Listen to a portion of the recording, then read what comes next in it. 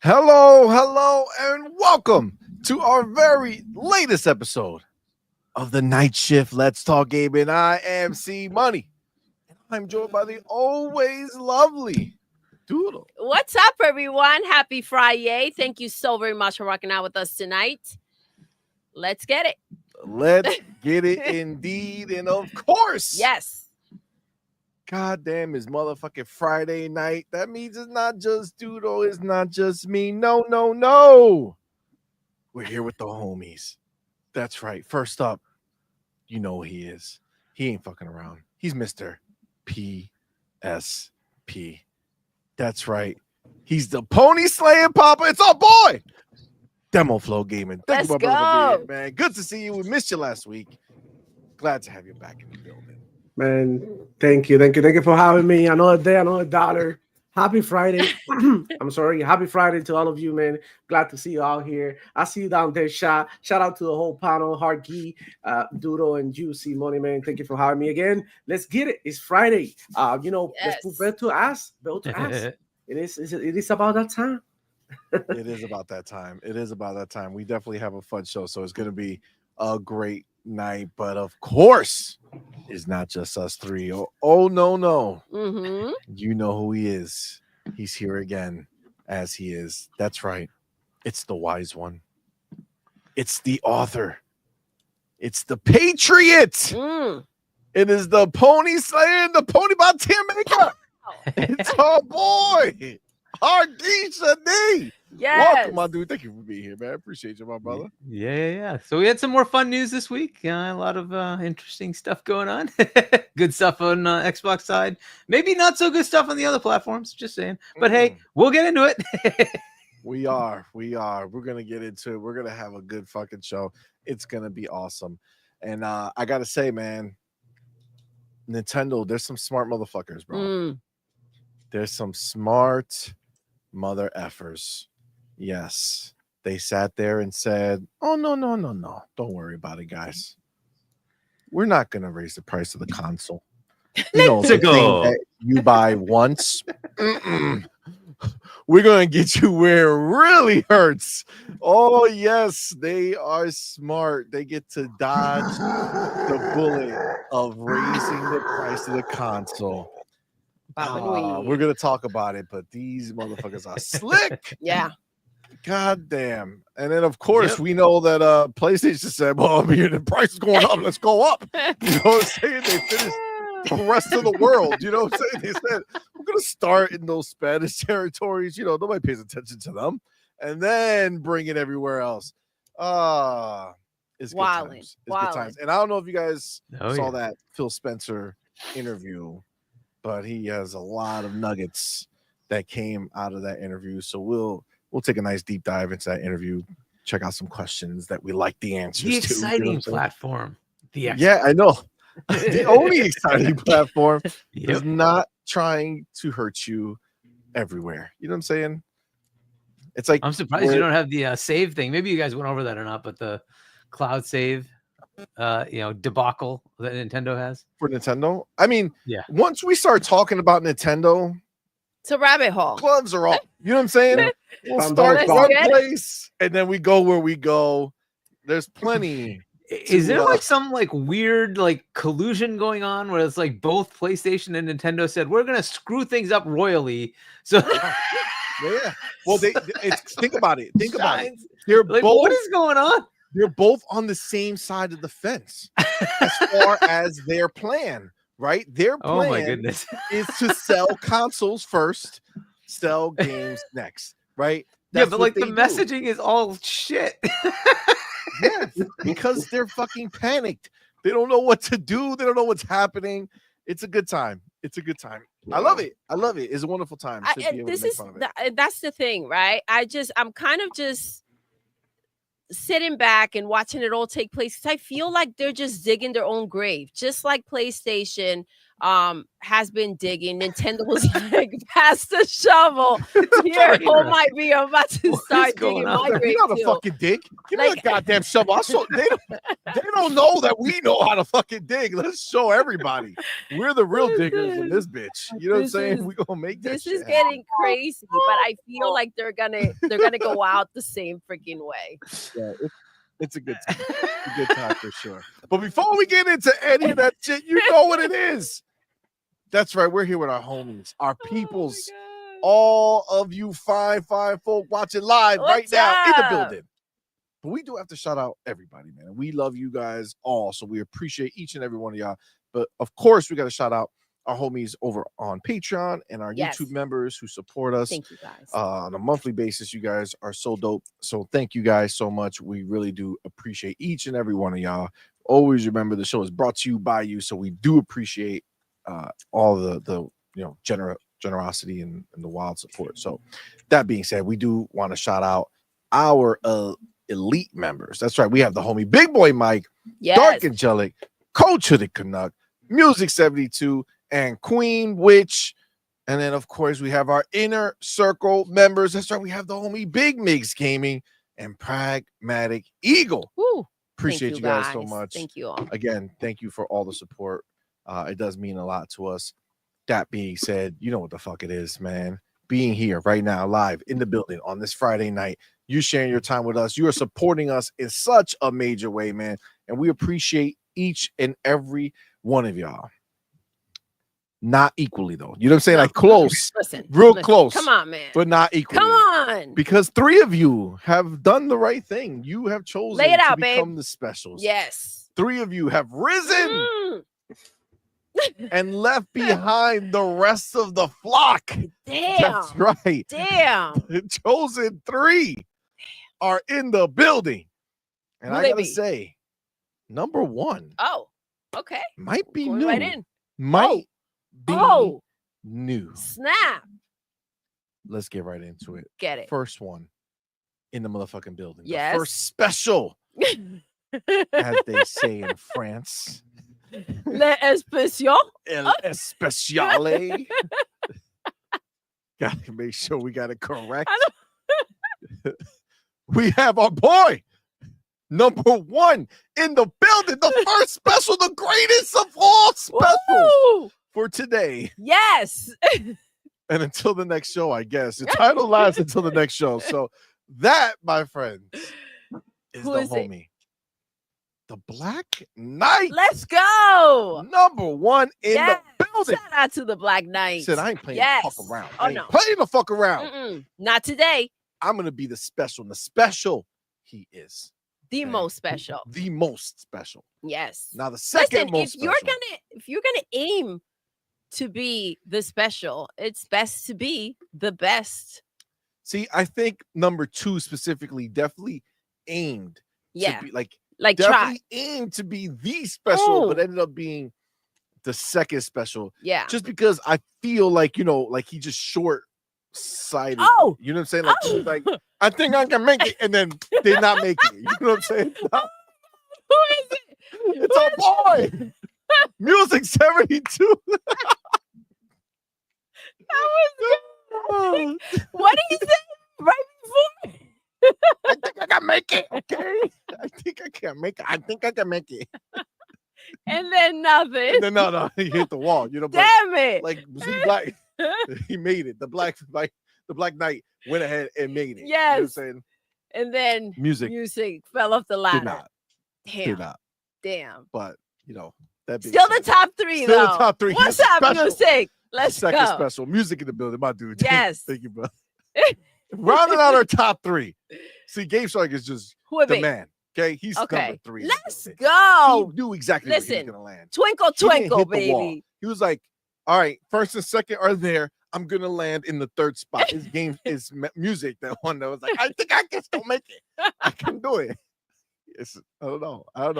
But our boy, Game Shark, motherfucker, running on top 3. Twinkle, twinkle. These are your specials. That's right. These are the special ones. I wish there was like shit that you could do to actually, you know, like do something. Make it a thing. Make it a Yes. thing, you know, like hit a button that makes sounds. Yeah. I mean, the best we're gonna do is put them on the banner, right? Which I'll do Yes, right now. yes. So we're gonna write that in here. You guys are the Okay. shit. Appreciate y'all. Thank you, guys. Black Knight in the building.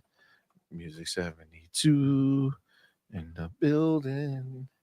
Game show. I don't know why I'm singing this, but it's what happened. Okay. Because listen, when you have a voice like that, how the voice of an angel? Can you not exactly? How can you not put that out there? It's almost your responsibility to share it with the world. Absolutely. And I think, Can you imagine if Whitney Houston never shared? Can you You know imagine if she this did is equal talent. Yes. You want to be able to make sure. Adele, can you imagine if she kept her talent from other people? Baby, I look at baby, fly. Okay, but it's okay. That's right. I see the sentiment. Aim for the stars. The stars. You know what I mean? I'm already You're a peacock. I'm not a peacock. Not a peacock. Not a peacock. Not a peacock. I will say he's not a peacock. That's why it's our boy Space Shot in the building. With good. that $2 super chat. First super chat of the night, my dude. Thank you, my brother, for being here, man. I appreciate you, homie. Says, what a crew for the night. This will be epic. Let's go, epic. baby. That's the energy. That's what I'm talking about. It shall be epic. Yes. Thank you, sir. Appreciate you. Let's go.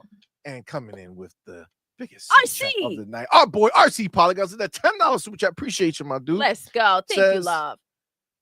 The Xbox PC app and so many new games just appeared. I had like 20 before. Now it's 99. Ooh. Oh, shit.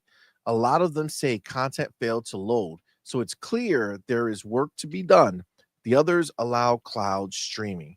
That's dope. So we did see, I didn't make it a topic, mostly because I don't know. I didn't know if there would be time. But Jess Corden from Windows Central did put that he saw a lot of I guess like Xbox 360 games and Windows phone games. So I guess old games they had that were on the Windows phone have shown up on the PC app as well. They don't work right now, but it's clear they're doing something. It's clear that they're putting in the work. So I think that's all we can ask for until we get to the other side. Well, right? It leads a lot. Like, if what's happening is true, right? If they're seeing Xbox 360 games, all this other stuff, then this is rolling right into what we believe is next gen, right? Because next gen is supposed to be this games everywhere, right? On my Xbox, I'm playing Steam games, PC games. I'm playing my Xbox 360 games. I'm playing my Xbox One original games on the same Xbox, right?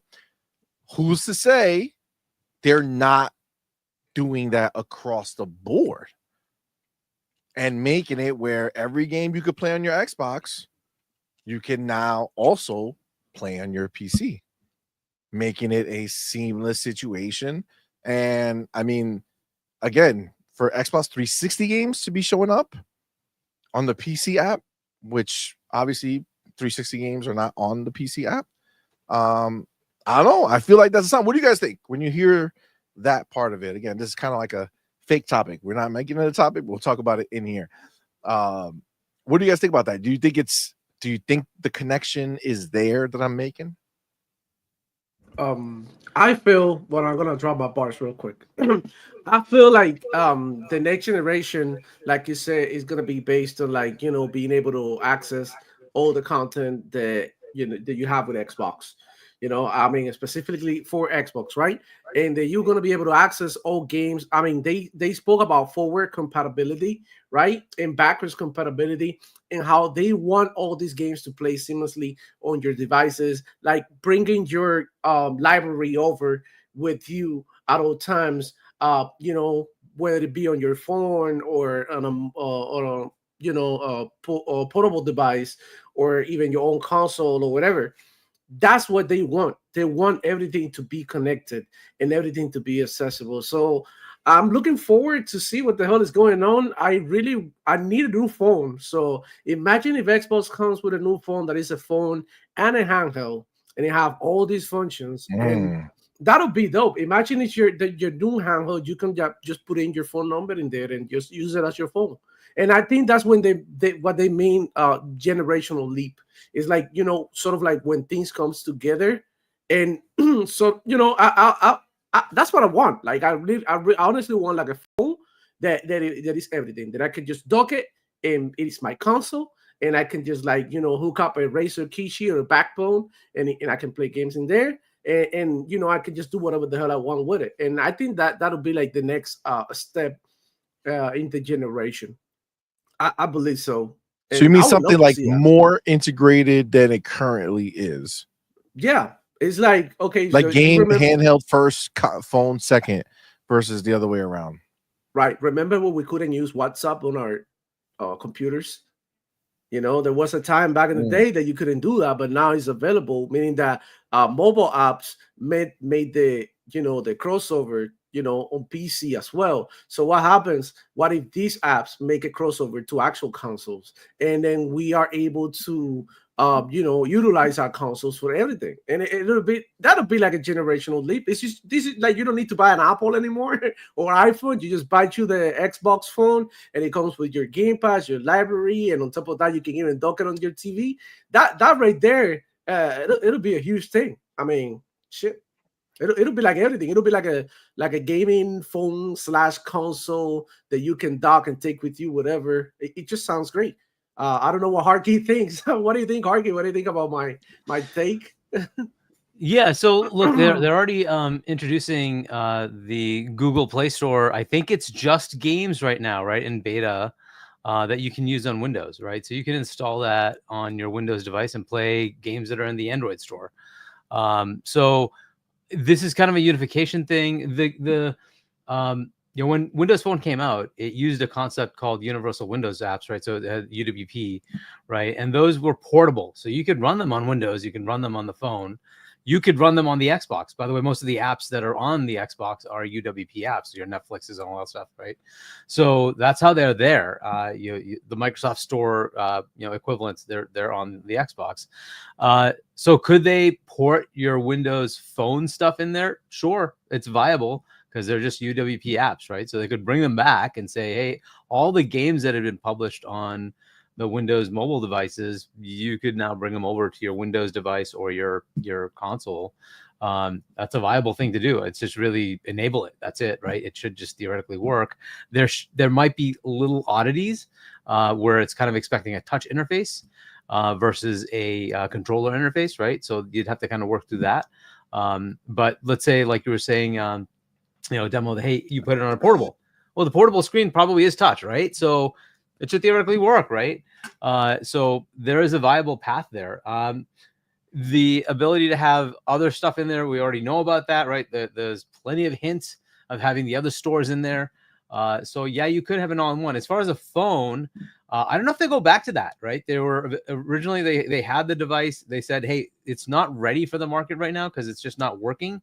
We need to retool, right? And then they came up with the Surface Duo, which I thought was excellent, but then they didn't support it, and it kind of fell apart, right? So if they bring back something like that, it's viable that they could have a good platform now that they have the Google, backing, because like Google has a folding phone, right? So hopefully this stuff is kind of permeating throughout the environment. There's a Samsung foldable phone, Motorola does it. Everybody's doing that now, right?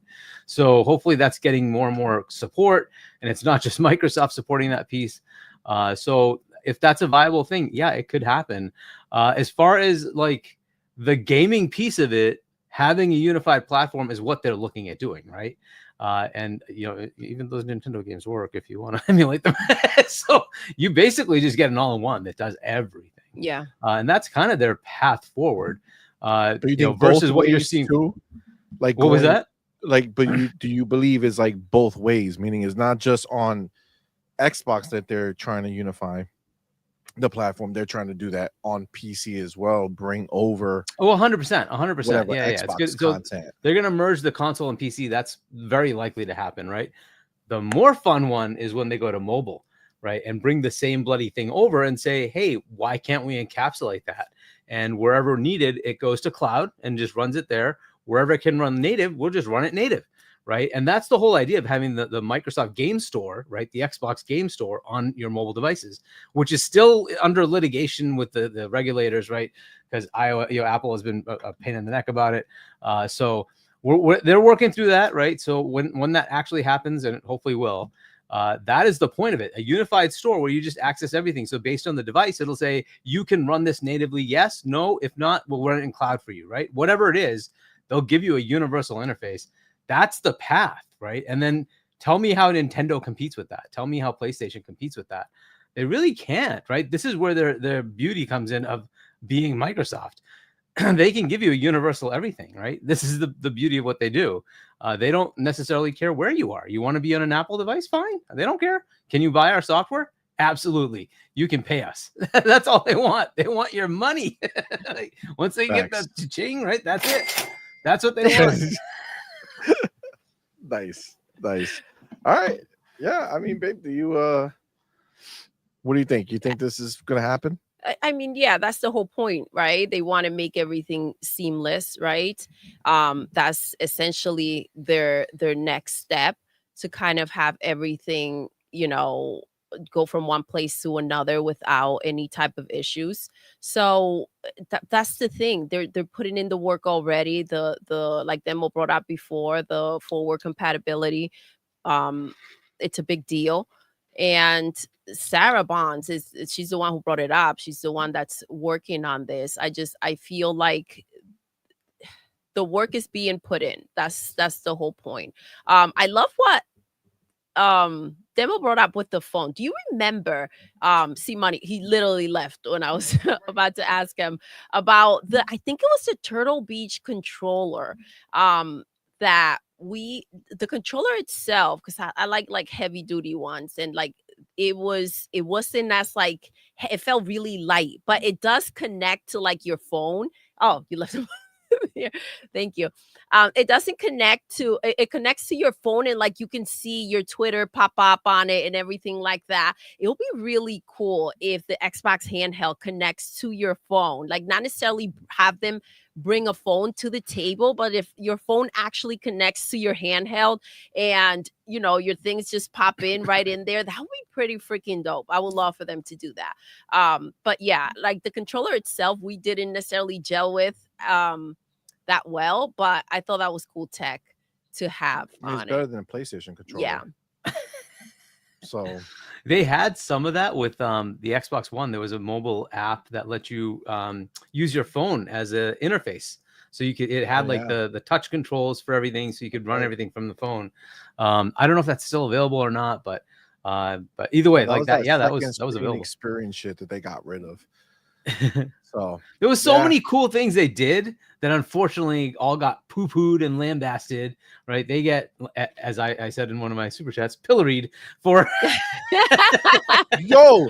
I know that was coming back today, by the way. You brought up that word, and then immediately we were watching a movie and that word came up. Yeah. Wait, it was the stand-up, right?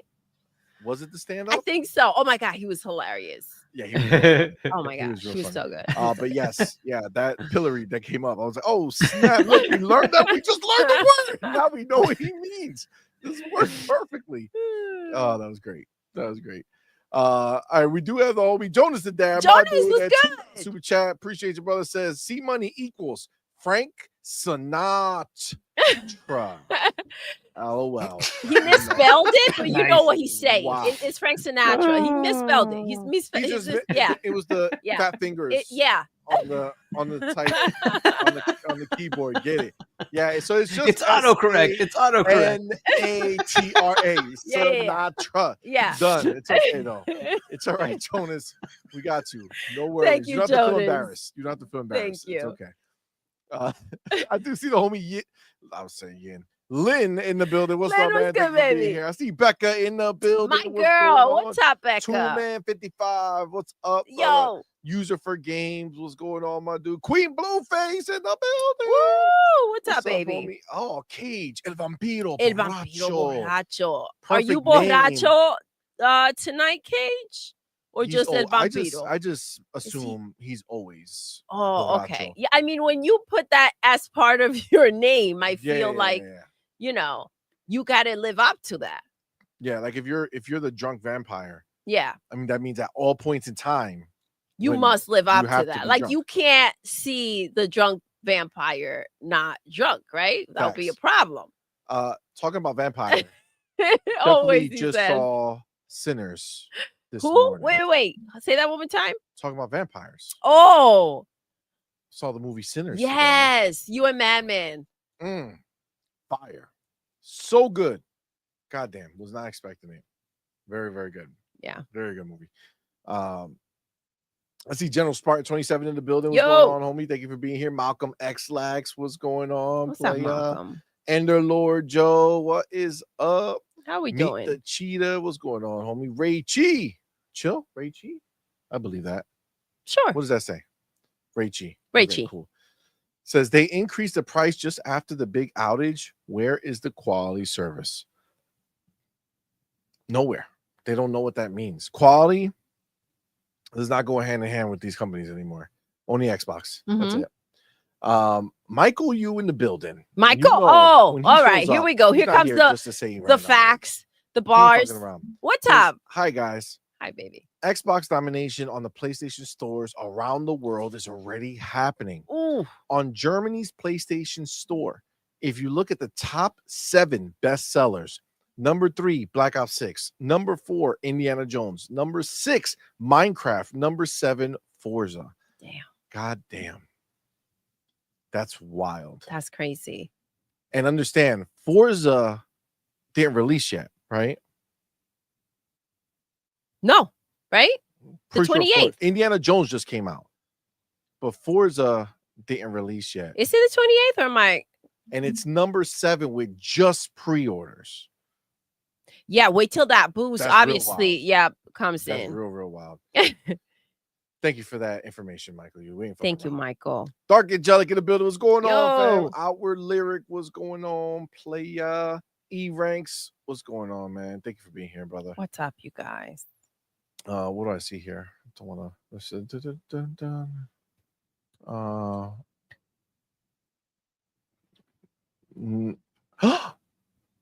Hargeet, you're a genius. What happened? Goddamn. Wrong show. Whole time. This whole time. We're not even in the right place. Son of a bitch. Yeah, it was. Good job, Hargeet. Mm. Good job. Mm. You see? The wise one. Whoopsies. As we say. Earned his name again.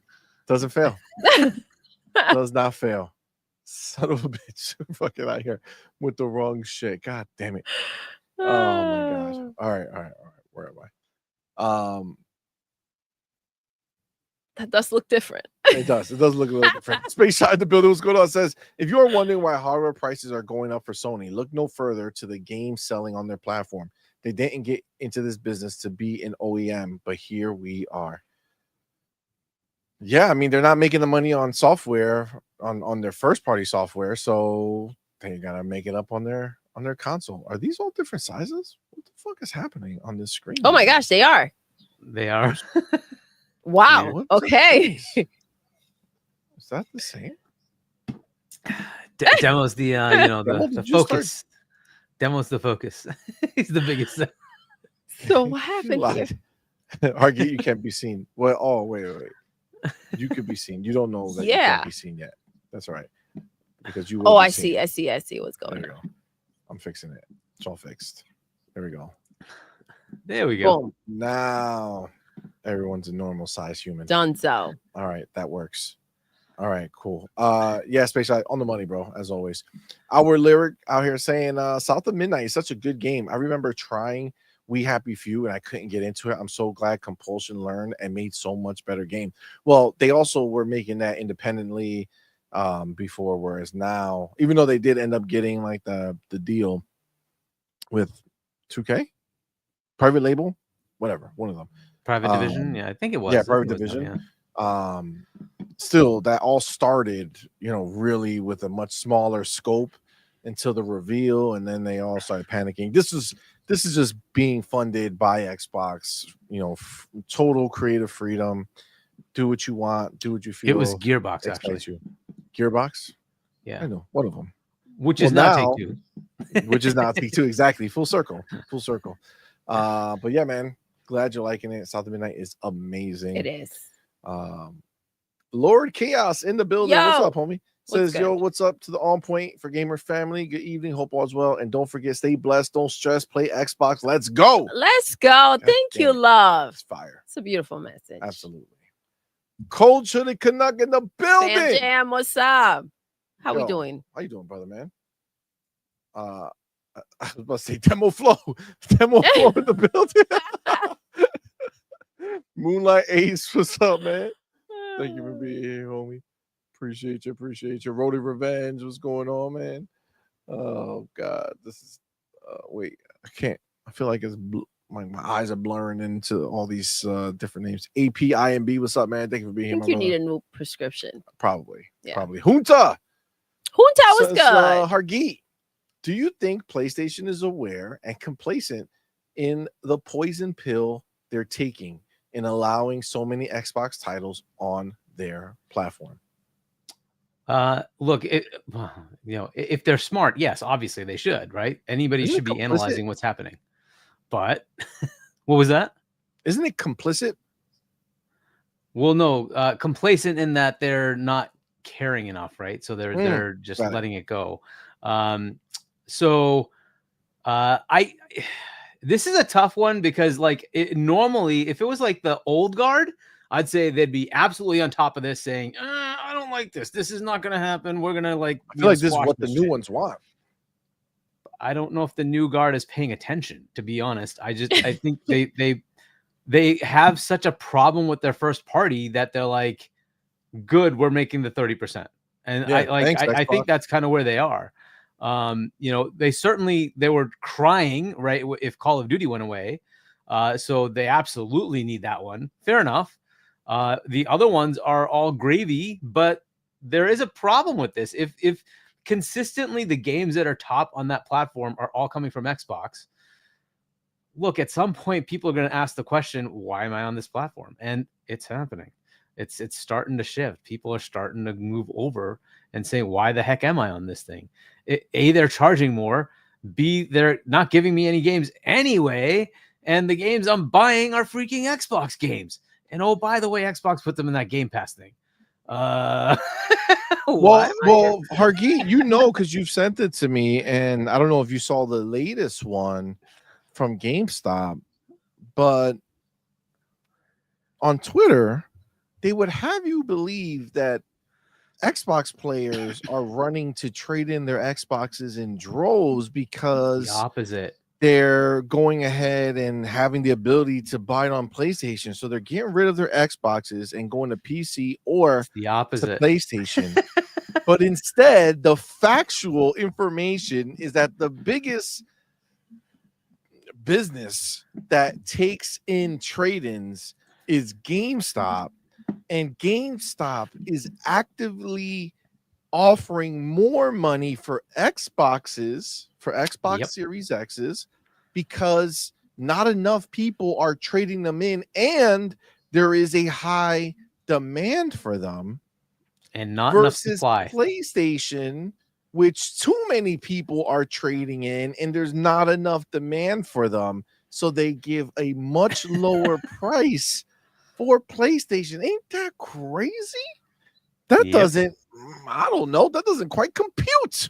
Huh? Yeah. The internet would lead us to believe that Xbox is fucked. I'm tempted to take that. So I have this extra one that's on a TV for our guest bedroom, and it's just sitting there. I bought it for $350, and GameStop's offering $385.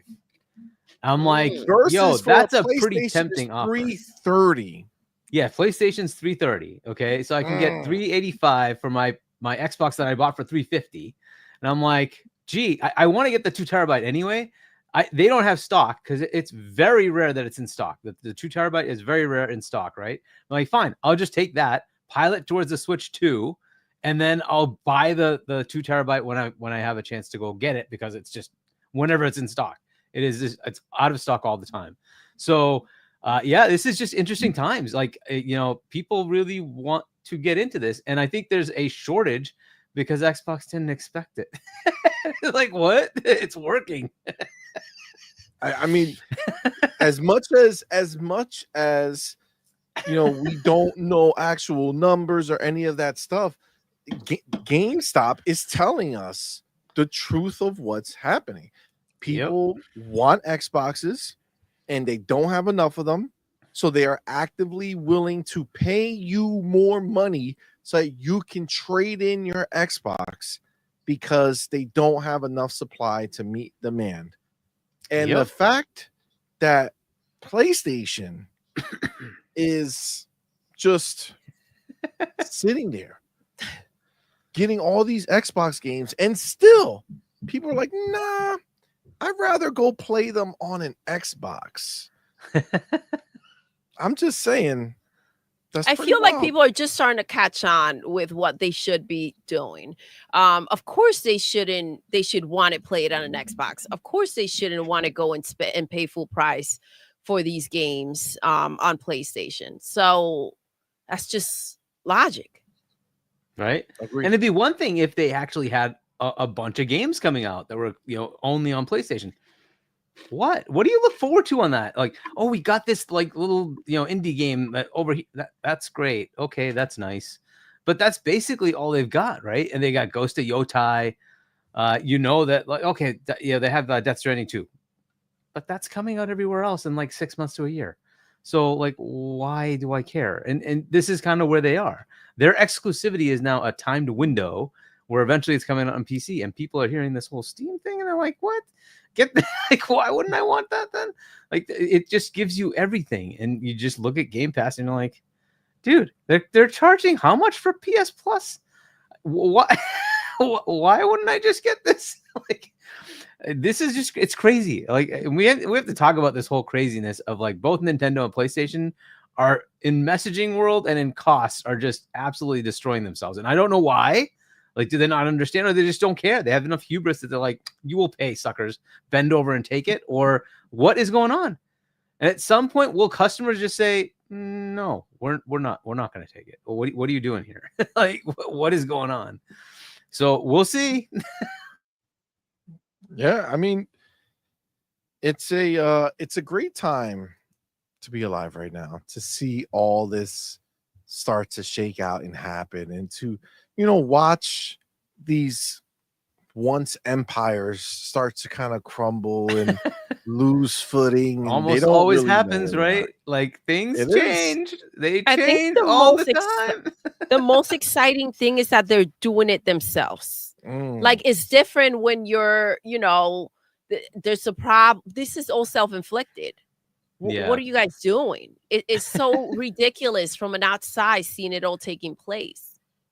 I mean, it's the thing like is that it is them doing it, but it's them doing it with like Xbox in the background manipulating the situation, right? Because they're lost right now, right? Like PlayStation and Nintendo are lost. Like less Nintendo, more PlayStation, but still they kind of fall in the same boat. I mean, they do fall on the same boat when they're doing the same stupid shit that PlayStation is doing. I think, they're both heading in the same direction. Of course. And it's, again, with Xbox just kind of sitting in the background because it's like Xbox is the reason that they're so flustered. You know what I'm saying? They're taking away the very thing Nintendo and PlayStation thrive on. Mm-hmm. And it's the need to be tied to one console, right? It's just one point. Whereas, on Nintendo and PlayStation, that's the only point. Right, like on Xbox, it is anywhere you want to be, you can experience your Xbox, right? Like it's a different world, man. And at this point, anywhere you want to be, you can access at least some Xbox games. You just got to pay for them. I think the problem is, and you brought this up, and it seems like that's what Nintendo is trying to do. I said it before. They're trying to make people kind of choose what platform they want to just be on, period, rather than the idea of just having multiple consoles for different platforms. and maybe that's why they're pushing those prices like that, to kind of stand the same way that PlayStation is and Xbox is doing. And maybe that's why they brought forward these third-party games. And it's so ridiculous, because the one thing that they kind of thrive on, it's the one thing they're kind of excluding from everything they're doing. This should not be the way. This should just be an addition. You still have to show up the way that people know you. So I think they're pushing and playing with something that they should not be messing around with. And you're absolutely right. I think the idea of where Game Pass is heading and the moves that Xbox is making, and probably because they know more obviously than we do, knowing where they're heading, here and there. Right? Because they have information that we don't have, or they hear, or they have connections that we don't. So they know some of the steps that Xbox is planning to take, but they don't know them all. Right? So I think when you go ahead and you see where the future is heading, and you see what that's going to cost and what that's going to do to you, their movements right now are from panic. And it's not immediate panic. It's not this right now. It's like when the next console drops for Xbox and their handheld, and the games continue to just pop in and continue to rush on other platforms. That's the problem. It's really funny to hear these developers, when they heard about the games that were going on their platform from Xbox, how they have the best platform. They thought it was a big L. They have Xbox games, but they still have exclusive games. And yes, Xbox puts their games on PC, but what they're getting on their platform, speaking solely on the console, what they're getting on their platform, we have more exclusives than they do. And that's just the reality. While they're still getting fed, and most of their money is going to Xbox. So it's such a tricky This mess. is going to get even more interesting as we go forward. Look, everybody's kind of annoyed with the $450 for the Switch, right? I still think it's kind of fair for what they're giving you, but the reality is they're going up into a different territory now and competing with devices that give you different capabilities. And now you start looking at it saying, is this enough of a device for me to spend that much money? Wait till PS6 comes out and it's like $800. You're like, $800? Now, why don't I just get a PC? Even if I spend like $200 more and it's $1,000, I don't pay for online anymore. I have every store, all the discounts. Like, tell me why I would want to do that, right? That's where it starts to become a problem. And Xbox says, fine, we'll sell you one for $700, $800. But guess what? You get everything on PC. Enjoy, right? You want to get your games on discount on Steam? We're not bothered. Go for it, right? Because Windows is their thing too. They don't care. You're still buying their device, paying the license. They're happy. They're good. Have fun. And the beauty is they have the games that people want to buy anyway. As you can see on PlayStation, what are they buying? Xbox games. What are they reviewing? Xbox games. Because ponies are now reviewing Xbox games. Oh, they are. Chilling for codes. Chilling for codes. Thank you, Xbox. You still have it. Bro, like so they make their money. Thanks, Xbox, for the code. Facts. Who's your daddy now? What was the reason that crazy? What was the reason that What's Up PlayStation stopped? Right, the podcast. It's because they didn't get any support from Sony PlayStation. But Xbox is supporting everybody. Bro, the love that they show in the gamers, bro, whether you cover Xbox or you cover the PlayStation, come on, bro. They playing the good guys. They're playing good cop right now. They own that road. That this is their momentum. They doing it and they trying to be the good guys, and it's gonna work. You know why? Because everybody's being bad at the moment. So Xbox is looking better and better. And what I wanted to go back to what you were saying about how Xbox is leaving everybody behind. It's just funny, right? That Nintendo and PlayStation, they work so hard, through the life cycles to exclude Xbox, right, from everything, literally like leaving them naked without nothing. And Xbox had to go out there, right? And I mean, Microsoft had to go out there and get all these publishers, right? This uphill battle, and now they're the one being left out of shit like Quick Resume, having the Steam store in your ecosystem, having Epic, having all your library, whatever the hell you go, portable gaming. Like they've been so left behind with the technology of the cloud, everything. I even seen hardcore people, console people, hardcore, tweeting out like y'all need to stop, downplaying the cloud because it's getting better and better. GeForce Now is off the chain. The other day, bro, I play on my shitty ass internet. I work on via the S Cloud. I was playing RoboQuest and I finished a whole freaking level. That's unheard of. Like I couldn't even load sometimes the games back in the day in my, in my work internet. So I feel like they taking more advantage of the bandwidth and the internet speeds right now. They're like the service is more optimized. So I can imagine where this is going once we get like, even higher internet speeds. And look, the other consoles and the other ecosystems are getting excluded of all the benefits that we get with Xbox. Like they just like the free-to-play benefits that you get being part of Xbox Game Pass is crazy. Now you get Call of Duty skins. I don't know if you hear that about that. They have like a program now for Game Pass users, and then you get more stuff in free games. Like if you go to Xbox, you see, like, I think on Game Pass is one of the sections that say your benefits with free-to-play titles, and they include a bunch of them, like, Apex Legends, all the games that are usually on the top 10. So, I mean, even for people who not really spending money on games that play free-to-play, this is beneficial to them. So, the benefits are so many that people are, like I said, Harky, people are super dumb, right, to understand the value on Game Pass, but now, due to companies like Nintendo and PlayStation making these stupid moves, man, the value is starting to show. So Xbox, all they got to do is chill, keep playing the good guys, and that's it. Give us a competitive price for the consumers, which I think is the way that these companies should be competing at the end of the day. They shouldn't be trying to be Gucci. They should be trying to be like for the people. Part, Demo, is having games, because that's what we want to do. We want to play games. Bro. They actually showcase games. And not just like showcase of like, here's how you can use the mouse feature on and I'm sure it's okay, but it's not like the compelling reason to buy a Switch too, right? They're showing us games like Ninja Gaiden freaking 4 is coming. Like they just show us games, right? That's the thing. Yeah, they're not trying to get you to blow on a controller. They're trying to get you to play the gosh darn games. They're not training you for the streets, right? Shit. It's getting hard out here for the pony.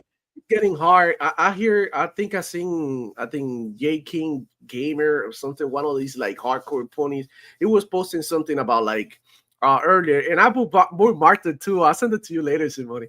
He was saying like the only way that I need PlayStation is if they stop doing console exclusive and all of that. Like, bro, like you might as well sleep. Like everything that's done. That's done. And he was getting mad in the comments. You didn't hear like somebody posted a picture of every game that he mentioned, like PC, other platforms, cloud, what yada yada, whatever. And he was getting like, you didn't read the comment, you didn't read the tweet. Like, I'm talking about console exclusive, like Hellblade. I'm not Hellblade. What's the name of the Stellar Blade and shit like that? I'm like, bro, like, but really, like those games aren't even that big. Stellar Blade ain't shit. Like, I mean, whether it's a good game or not, I mean, that's, I haven't played, but I can tell you right now, it's not as popular as the Elder Scrolls that is rumored to drop next week. It's not as popular as Doom. It's not as popular as Avowed. Avowed was even more popular. New franchise, by the way. What else? Everything, Call of Duty, every fucking year. Black Ops 7? Doom? Rumor? How many people are excited for Doom the Dark Ages? Doom? Fable? You saw the controllers? You saw the controller? You saw the wrap? Bro, I bought it. I got the wrap and the Elite. I got the wrap, the Elite, and the regular controller. Both the controller and the wrap came. The Elite comes in a few days. So my God. You're eating good. But I'm saying, like, even the mid franchises, right? That people say this is mid, they hitting good. Grounded, they pretty well on PlayStation. Pentiment, you know what I'm saying? 120 FPS on PlayStation, but it was critically acclaimed because for you to have a viable service, what you need is variety. So there's some games out there like South of Midnight that are being dropped, not expecting these games to take over the whole gaming industry, but just to like provide you with content. Like the cadence they understood that the most important part to keep a viable live service or a gaming service is games, right? It's the games. So, and they understood. And then you know what? You want games? We're going to go for the bigger boy. And now everybody's up for grabs. And Microsoft, let me tell you, they're about to get somebody else. It's about to happen before the year ends. They're about to announce something bigger that you might, bro, I don't even want to say shit. But for what I'm hearing and from what I'm seeing in the moves at Microsoft, like just now, Jason Ronald, he just came out from a conference with the Chinese developers and shit. He was saying, I'm excited for the future of Xbox. I just seen the tweet as I'm speaking right here, right now. He just say it. And I mean, it's getting crazy.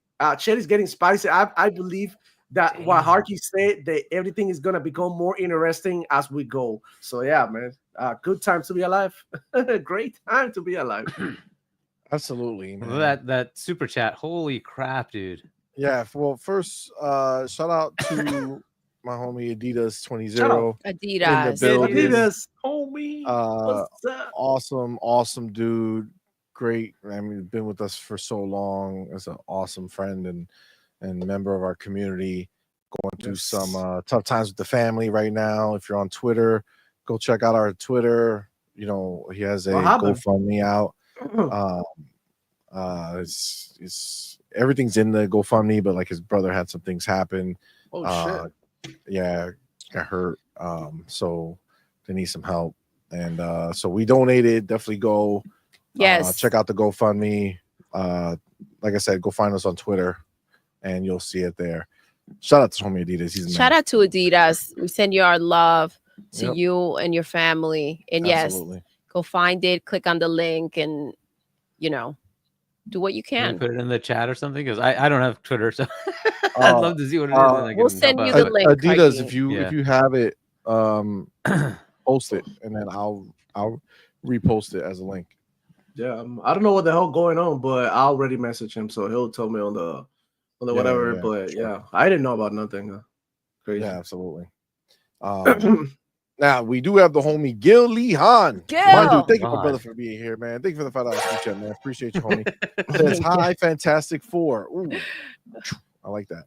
Says in South Africa, Mario Kart World plus the Switch 2 bundle is $715. Oh, God damn. Oh, that's wild. Let me I'm just gonna take this. This is gonna lead us right into our chapter. Yeah. Okay. So I'm gonna repeat this because this is big time wild. So Gil Lee Han is starting off our topic with this super chat. Thank you, my brother. It says, hi, Fantastic Four. In South Africa, Mario Kart World plus Switch 2 bundle is $715. That's wild. Game Pass Ultimate, a year, is $120. Xbox consoles include Game Pass. Damn. That's real crazy. $715. That's a lot of freaking money. This is Nintendo's getting wild out there. It's crazy, man. That's real wild. That's real wild because shit, man. That's just the console. 120 a year for Game Pass. Like how this is like a no-brainer. This is a situation that they're kind of putting themselves into. I can't imagine. Like it's funny because as much as a parent that it's a fan of Mario and want to have their kids playing Mario, at this point you're like, you know what? Let's get you in that Game Pass. You have to find out. Maybe it's time for cheat. You know what I'm saying? Yeah, that's a bit much, man. That's a lot of Yeah. money for a fucking Switch. I can tell you that much. But I did want to use this because this is just the idea that it's not just here. Like in other parts of the world, they're even more expensive. Is real crazy.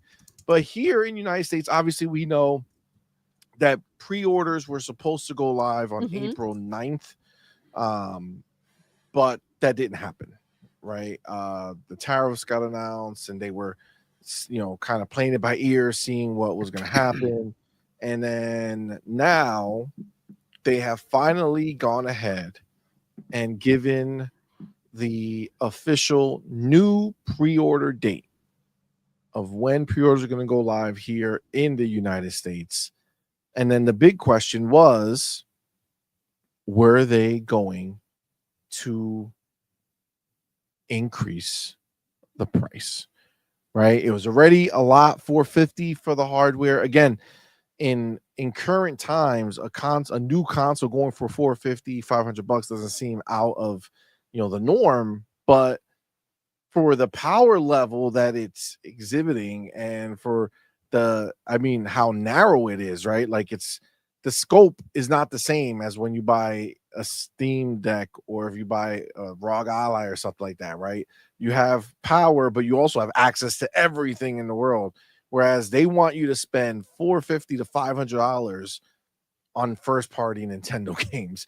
You know what I'm saying? Like only when they just were at $300. Oh, by the way, they looked like they could run on that $300 console. Matter of fact, most of the games they showed do in fact run on the $300 console. So it's a real wild situation, right? So we were wondering if that was going to happen. Is it going to be something where you're going to have, it's going to go from 450 and 500 to higher, right? But I guess the good news for some is that no, they are not raising the price of the console. You heard that? How I stopped there? Of the console. Okay, they didn't raise the price of the console. What could that mean? So on April 24th, that's the new official pre-order date. You can go and spend $450 or $500 on a new Switch, either with or without Mario Kart. But this is the tricky shit. This is the tricky shit. This is the genius shit that Nintendo did, because the world is going to focus on the fact that the console is the same price. But they have made all the prices of all the accessories more money. Now, when we think accessories, you're talking things that are necessary, like a controller, right? You want an extra pro controller? You're buying a Nintendo Switch. If you're an old person buying a Nintendo Switch, you need more than one controller. Okay. Prices go up on the regular controller. Prices gone up with the Joy-Cons. Everything's gone up. Now, how often do you buy play Mario Kart with? Exactly. Right? How often do you buy a regular console if you're not just buying the new edition of it? One time, right? But how often do you buy a new controller because they went bad? We know these new Joy-Cons do not have Hall effect thumb pads or thumbsticks, right? So are they going to get stick drift again? Of course they're going to tell us, oh, we made sure that it won. Yeah, but you kind of... But they will. But they will, right? So, so this is what they did. Now, I do have thankfully, IGN, believe it or not, we're kind enough to put a little message together in video format with words and such. So let's write it. I mean, let's listen to it and then we will discuss it. Let me add it over here. Go here. Click that. Click this. Do a little bit of that. Do a little of this. And here we are. Bam. Are you ready? Listen. The Nintendo Switch 2 and Mario Kart World bundle prices are staying the same at $449 and $499, but Switch 2 Pro controller is now $84.99. An extra set of Joy-Con actually. are now $94.99. $5. Charging grip $39.99. $5 Joy-Con extra. 2 strap $13.99. $1. Joy-Con 2 wheel set $24.99. $5. Nintendo Switch 2 camera, $54.99. $5. Nintendo Switch 2 dock set, $119.99. $10. Nintendo Switch 2 carrying case and screen protector, $39.99. $5. Nintendo Switch 2 all-in-one carrying case, $84.99. $5. Nintendo Switch 2 AC adapter, $34.99. $5. Nintendo Switch 2 with Mario Kart World with all accessories, an extra set of Joy-Con, an extra dock, and AC adapter, now $1,093.89. Pre-orders in the US are now happening on April 24th That's real after wild. Nintendo pushed them back, citing new tariffs as the reason. Thankfully, the console and Mario Kart World prices have remained unchanged. But how are you feeling about the increase? Oh, for thank everything goodness. else? See, Thankfully, but you that's see key. that? That's key. That's how they sound like, oh my gosh, look at these Thank heroes. God. Look at They what didn't they've go even done. They higher. didn't hire the price. I mean, Wow. because they're gonna get you where they're really where it's really gonna hurt, right? All of these accessories. The console wasn't necessarily the issue. It was everything else, including the games. And so when you and by the way, yes, going up $150 is like, oh wow, okay, Nintendo, especially the way they showed up. But it's like, something you have to kind of think about for a moment. But you're like, okay, F it. Why not if I want it, right? But they're gonna get you with everything else. And here we go. These are the things that you need multiple of, right? These are the things that easily break, and that you're going to potentially buy more than once. And let's not forget those games, right? That's the thing. These motherfuckers now trying to patch up what took place, because even in this video you hear it and they're like, well, at least they didn't raise the console price. You heard that? No, and the F games. that. At least that's And the this thing. games. Yeah, but the At games are least already. They went up to But that's 80 this is. and Let they me go remind higher. everyone that these prices were already raised, right? They were already raised. That's for a while. Let me ask you a question, Hargeet. We had a discussion about it before, but we know that the percentage went crazy high, and then they started taking things out that weren't going to be affected by the tariffs, right? But you said that, well, the base has now risen, right? So do you remember what it rose to? The base for what tariffs? Yeah, it's from 2.5 to 10. to 10. Okay. So just the quick question. Some of the things, everything's obviously different prices. They chose $5 to make it across the board, right? For most of the things. And then some things are $10. Yeah. Price increase, right? But if you have something that's $20 and the price goes up to $25, how much of a percent increase is that? Yeah, so if it's $5 on something that's 80, it's not that much, right? But I think what they're looking at is the cost, because I think tariffs don't. You're asking on for that MSRP. 25% increase, right? See? Yeah, and 25%. Because even if it's not that much, it's still on something low. If you raise it 25%, you're still getting an extra 25%. And yeah, but I think tariffs are not based on the MSRP. I think they're based on the cost of the good coming in, right? So, like, if you're building a controller, the controller probably costs like, the controller itself is probably like $15 to make or something like that. So let's assume it's something like that, right? So the $5 is actually the 25%, right? Because they're just costing that up for you, and then there's profit that they're going to take, and then the retailer takes a part of it, right? So that's how it becomes whatever it is, right? $85. That's insane. But anyway, but that's the way it is, I guess. Yeah, so I'm pretty sure that's how it works. Tariffs do not work on MSRP; they work on the cost of the good coming in. So whatever it costs to make it, or whatever, that's what the tariff is on. So so you declare a value of what it costs you to bring that thing over, to make that thing and bring it over, right? Not what you're going to charge. So they essentially have basically taken the 25%. That's what they're doing. So they're just doing it for everything else. They're not doing it for the consoles.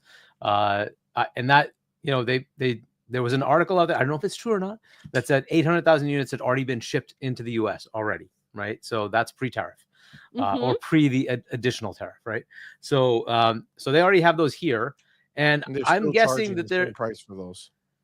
yeah, and they're just they just say, hey, we already have them here, we're Rolling just going it to in. charge you for that, right? So we're going to keep that there, and then I'm sure they're hoping that there's a way that they can, you know, once things settle a bit, that they find a way to keep selling at that price, whether it's, you know, build in Mexico and ship it over, well, whether it's build here, whatever it is, right? Or build in one of the Southeast Asia countries and they get a better deal there. I'm guessing that's what they're trying to do, right? But they can't these are still keep pushing it out. negotiations. They're still going back Yeah. and forth.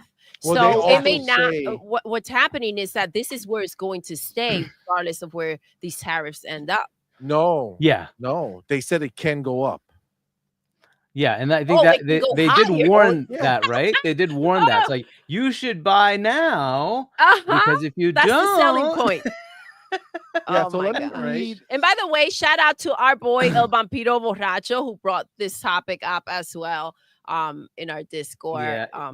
and added us to make sure So, we know about it. whatever. This is their problem to solve. But yeah, it is very interesting how they're like, so essentially they're saying we're giving up on the accessories. They're going to continue to be built in China and we will just take the cost and give it to you. Okay, whatever. Fine. That's wild. So now we'll have to see how that works out. Do people want to buy these things? $85 for a controller. Okay. I think Nintendo had their Sony PlayStation 5 Pro moment. They already got the Xbox One moment. Now it's a PlayStation 5 Pro moment. I don't think they've. I think they've had a PS3 moment. I think this is the PS3 Yeah, it was the moment. PS3 moment. Mhm. It's The Yeah, Xbox but- One moment wasn't about price. It was about online. That was about internet, right? availability. And Yeah. I think Right. people have gotten over that now. Internet, everybody accepts internet, right? Everyone's It's not good. a big deal breaker anymore. Now it's good. Yeah. So, but you know, the price, this is literally the PS3 launch, right? Because the PS2 was ultra cheap and everybody bought it. It was the DVD player du jour. Everybody bought it, right? So, and then they go to PS3 and it's like, oh, we think $600 is fine. Oh, you can't afford that? Why don't you get a second job? That was literally their messaging. And you're like, okay. And this is exactly what they're doing. The Switch was reasonably priced. $300 is still a bit of money, but it's not as bad as $450, right? It's a Mhm. sticker shock. It's a sticker shock. And you're like, oh, well, if you can't afford it, buy the old one. Oh my God, how do you say that? So Exactly. they're literally having a PS3 moment. That's what they're doing, Well, right? Harky, when you go to the Rolex auction, you just don't say, like, you just don't tell Rolex that you won't be able to afford it. You just go ahead and, you know, you're supposed to have the money because why are you even there? I mean, that's according to Reforge, and that's a comparison that he made in one of the videos with Island Gaming with Jay. Shout out with him. Shout out to him. He put a clip of Reforge saying that, you know, that example that I just gave you. And I meant to say that, you know, Nintendo had the PlayStation 5 Pro moment in the sense that they are selling you the console by itself at a higher price that they're supposed to, obviously. And they're also selling you like the bunch of all the shit that the console needs, at a high price too. And this is like, it feels like, okay, Nintendo, they massage one leg and they shoot and stop the other. Right? It's like, okay, I'm gonna keep the prices good, but in the console, but they like every accessory is gonna be $5 more expensive, and that way you don't even feel the damage that I'm doing Jeez, to really? you, That- which that is they're which really makes it inflicting. The damage Right. is being done for It's sure. like the And the damage with the console, been there, done that. They're just not going higher than that. right. Which is There was like- obviously a lot of money in there. As That we doesn't know. make it any better.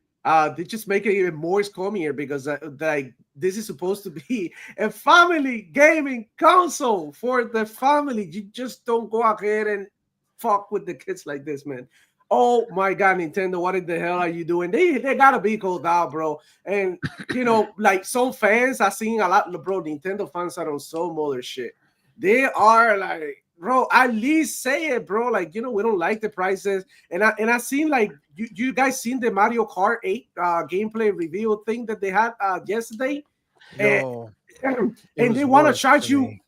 $80 for that shit. Like, it want to be Mario, a Super Mario Kart game trying to be Forza Horizon, because that's just what I seen in their reveal. It's just like a straight up garbage, bro. It's straight up garbage. There's no other way of putting this. It's garbage. This is trash. Somehow made the game look worse. As soon as you get off the beaten road, right? Get off the tracks. If you're not in the direct sunlight where they have some decent looking lighting, all the textures are so flat. Everything is so bad in the outworlds, all that middle ground. Come on, man. It's not that they somehow made it worse. It's that they showed you more of it, right? Yeah. So it's essentially exposed. Yeah, literally also, exposed. Like, before.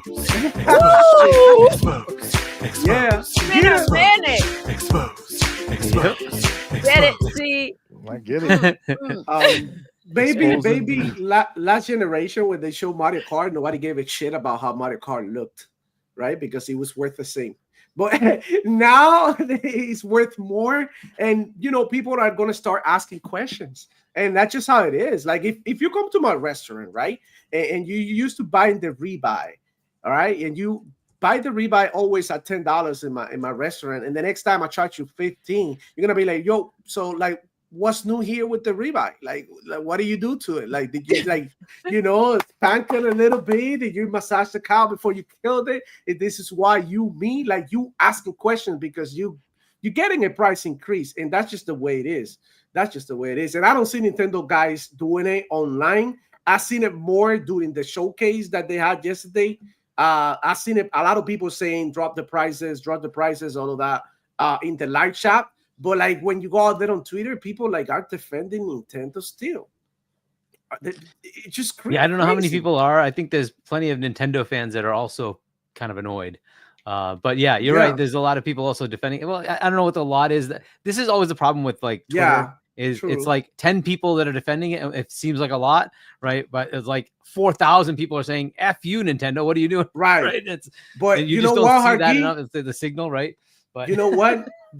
Also the people who are saying these things, their words have more weight because they have that's always the problem, right? And the algorithm's like, there's more engagement for this, let's make it more. Exactly. So it's not the same when I say something that when CMoney says it or here, you know what I'm saying? Because this obviously a bigger channel with way more weight. So you got to understand that these people making the noise, they're making the right noise that Nintendo want to hear. What you want is the biggest you know what I'm saying, the biggest channels, the biggest personalities online to be out there, raising their voices and letting Nintendo know how much of the fuck up this is, but they're not doing it. I think the ultimate answer is going to be dollars that people spend. If people don't buy this thing, they're going to get the message. And that's what happened with PS3. Yep. People didn't buy. They're like, okay, $600. No, thank you. And it's like, wait, and the enthusiasm on the other side, Xbox has got what games? Holy crap, dude. Like, we're going to go play over there. Right. And that's what ended up happening. Right. So look, if this continues this pattern, we'll see how many people want to spend the money, right? It's a different ball game now for Nintendo. They really are trying to upscale into the big boys territory. Like, then you have to bring it. Unfortunately, if you're going to do that, they would have been better off spending, like, say it's instead of $450, it's $500 or $550, but the graphics match, right? You're getting like, your PS5 level or something like that, right? It's not that level, right? So we'll see. I don't want to make any claims yet because the thing hasn't come out, right? Once it comes out, we'll know what it's really like.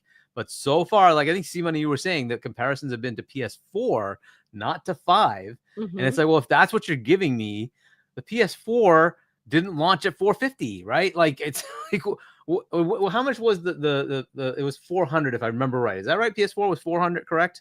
And the PS4 and we also got to take into and account how much is it worth now, though. Like, that's it's another cheaper thing now. because when that came out, when the PlayStation 4 came out, it was new tech and it was all great and dandy. But if you're showing up with old tech and you're charging $450, it's like, no, the value even of the obviously the PlayStation 4, different time. Yeah, exactly. That's very old technology, right? And you're like, okay, you kind of caught up to that. And literally that's what it is. Like they caught up to chat, which we've had on like Xbox since 2002. It's like, okay, thank you. You finally put that in. Yay. Right. Like they really are just catching up to the big boys. And that's fine. But like if you're going to charge that level, then people are going to have expectations. And that's kind of the problem you run into here. I'm curious what happens with this one. This is a very interesting one, right? $95 for Joy-Cons, dude. Seriously, $95 for Joy-Cons. You know, Jesus this is Christ. the thing. There was a lot Oh of my gosh. capping for the PlayStation 5 Pro, and then you see the sales. There's a lot of hype and bullshit about Astrobot, and then you see the sales. Mhm. So it doesn't matter how much people want to, and I get it. It does influence others. However, people are not like, you can't make money appear or in people's wallets, right, or their bank accounts. Or you also cannot go ahead and, even though you're hyping up something, you can't make them want to do something that they don't want to spend their money on or they don't see the value in. And I think that that's when it's really gonna kick in, because you know, again, we heard the gallopers talking about these games, but they don't show up for them. So you can talk about Nintendo all you want, but we will see what happens. And I'm not talking about the initial, you know, they got people hyped on the idea that, you know, the prices can go up later on, or oh look, the console now is saying the same, these mind games that they're out there trying to play. That initial, you know, Nintendo fan is going to jump in, maybe not with multiple consoles, but they would maybe buy that one console and say, okay, I won't get a couple or you know, or a few this time. I'm just gonna reel it in and just get one. Also the sales with the trade-ins. A lot of people are going to bring in their Switch 1 to go ahead and get that money and put it towards the Switch 2. So that also has an effect. I don't know. I think once the things really kick in and we get those, we see what happens, I really want them to just fall on their face. And I feel like people are going to talk when it comes to actually spending the money. Mom, my Joy-Con broke. Exactly. Yo, so frustrating. They don't have, they don't have things that necessarily go on sale, right? So now you're thinking, like you said, Hargeet, this is not an impulsive situation where you're gonna go ahead and just say, F it, let me get a freaking console, just throw it in there. No, you're looking at the price tag and you're like, okay, $500 with the game. Hold up. You know, it's something that you think about. As soon as I see that, I'm thinking about how many Joy-Cons I had to buy, how many controllers I had to buy, how many of them broke, and it's ridiculous. Yes. It's a different. Crazy. We're talking two different things. Yeah, it's not affordable. Now, hopefully there'll be like third-party controller support and they'll be cheaper, right? There is for the Switch 1. That like $85 for a controller too. Like, okay, I mean, hopefully it's really good, but seriously. But even those now, right? When things are going up, you're like, okay, well, hold on. Now I have room. Even if you're not necessarily putting much more into it, you're like, I have some room to go ahead and bring up the prices, right? So this is a domino effect that we're going to go ahead and feel. This is gonna be interesting times, man. We're gonna see how this plays out. Like $99. Look what it brings. Look, this is the Wolverine V3 Tournament Edition, right? What does it have? What does it have in the back? You see 4 buttons in the back. You got trigger stops. You know what I'm saying? It's fire. Right on time demo. It's fire. Up.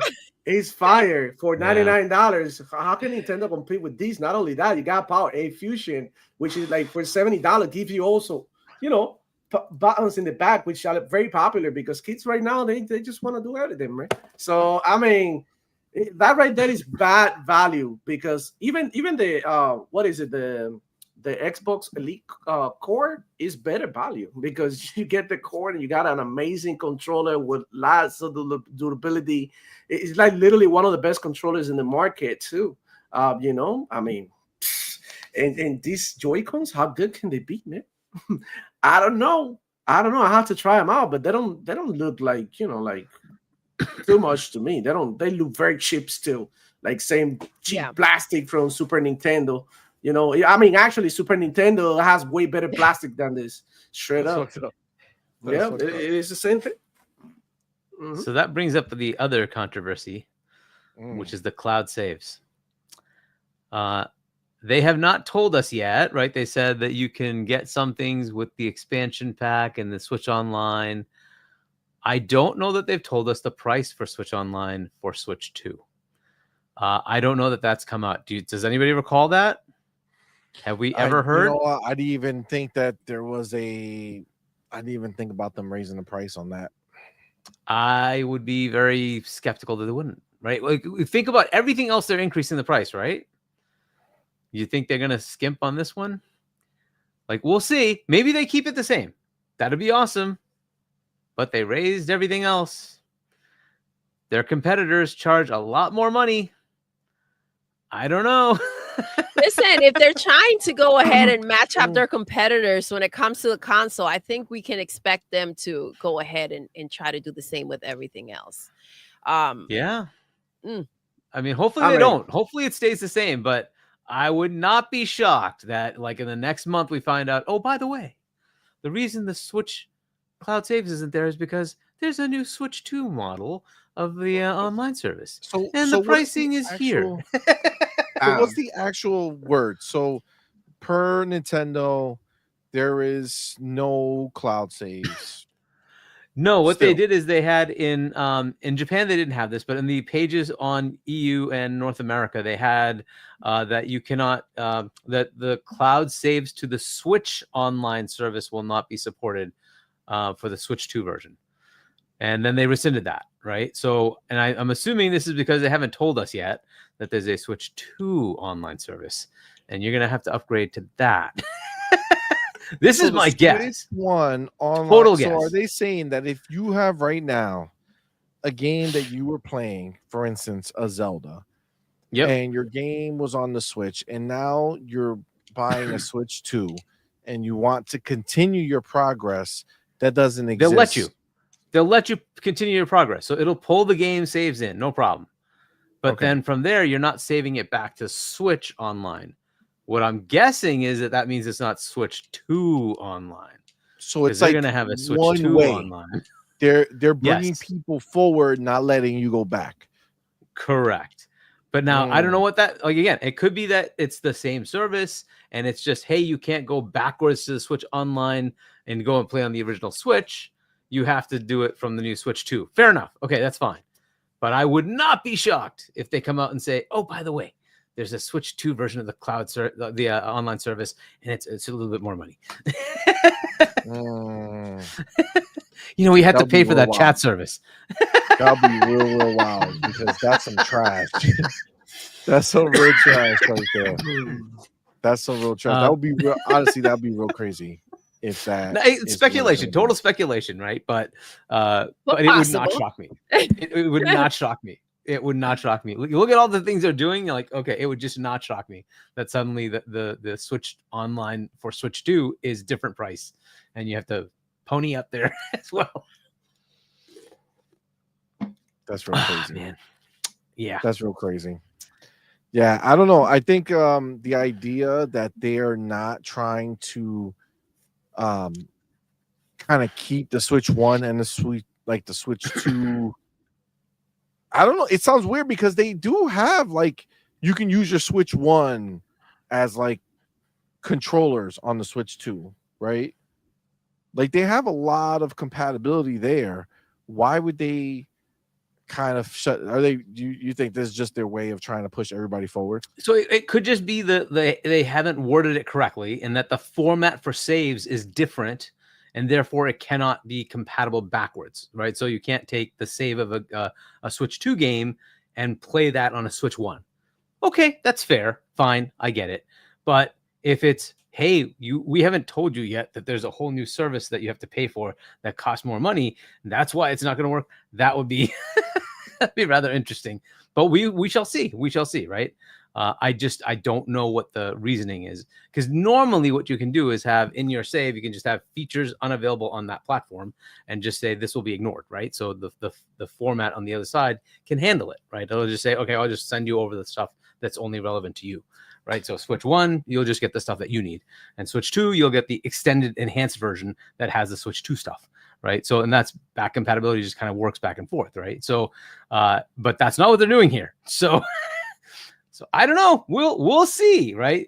Then again, I don't know how many times they've ever done this, which is 0 because they don't have any service like this before. So maybe they're just finding their feet here and they don't understand how to do this the correct way. That's also a possibility, right? Stupid Nintendo. So the worst. But anyway, I still think it's a possibility that they will announce later on. Oh, by the way. Your Switch 2 online costs more. That would be real wild, actually, because that would take everything and just kind of slap you in the face, right? Like, it's like, dude, you're already raising the price of the console from what the Switch 1 went. You're raising the price of the games, raising the price of the goddamn fucking accessories, and now you're gonna raise the online. You don't even. I mean, listen. Again, just my fair.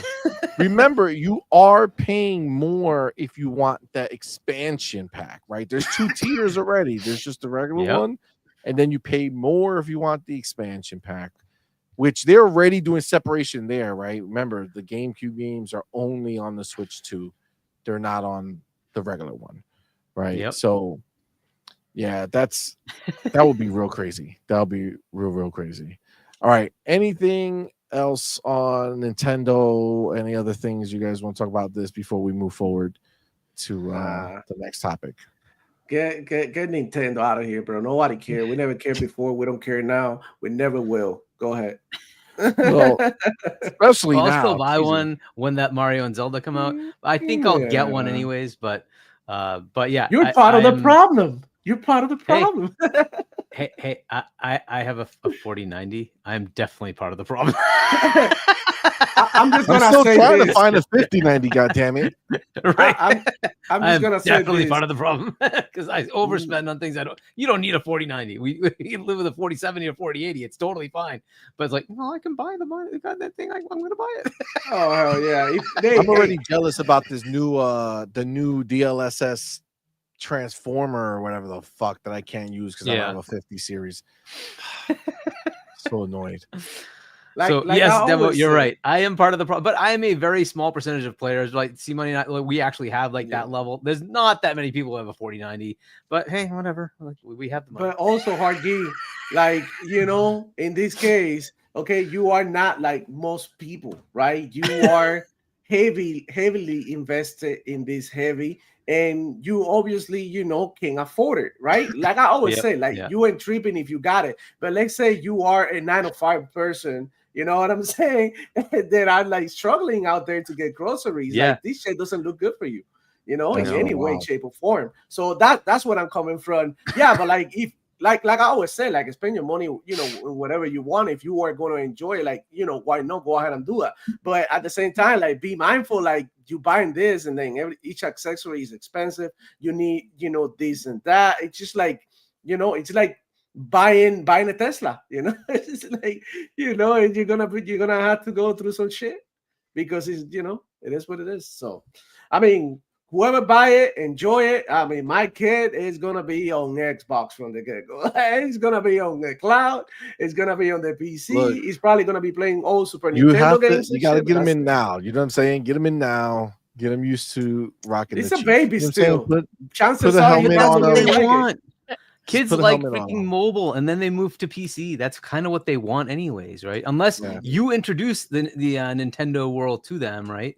The only thing I see that pulls them in is if they happen to get into Pokemon, because that one is kind of locked to Nintendo, right? Yeah, but otherwise, Pokemon, but it's also on mobile. Hargy. So what was that? Also on mobile. Pokemon. They're making a new Yeah, Pokemon also mobile, bro.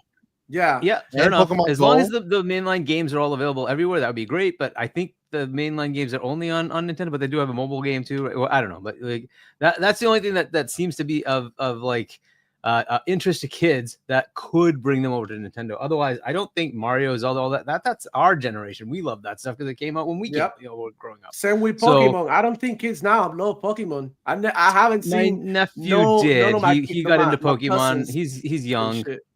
and so they still do. The cards is still a big thing. But anyway, whatever. Yeah. Let's get Nintendo out of here, bro. We got better topics for sure. Moving on. Next.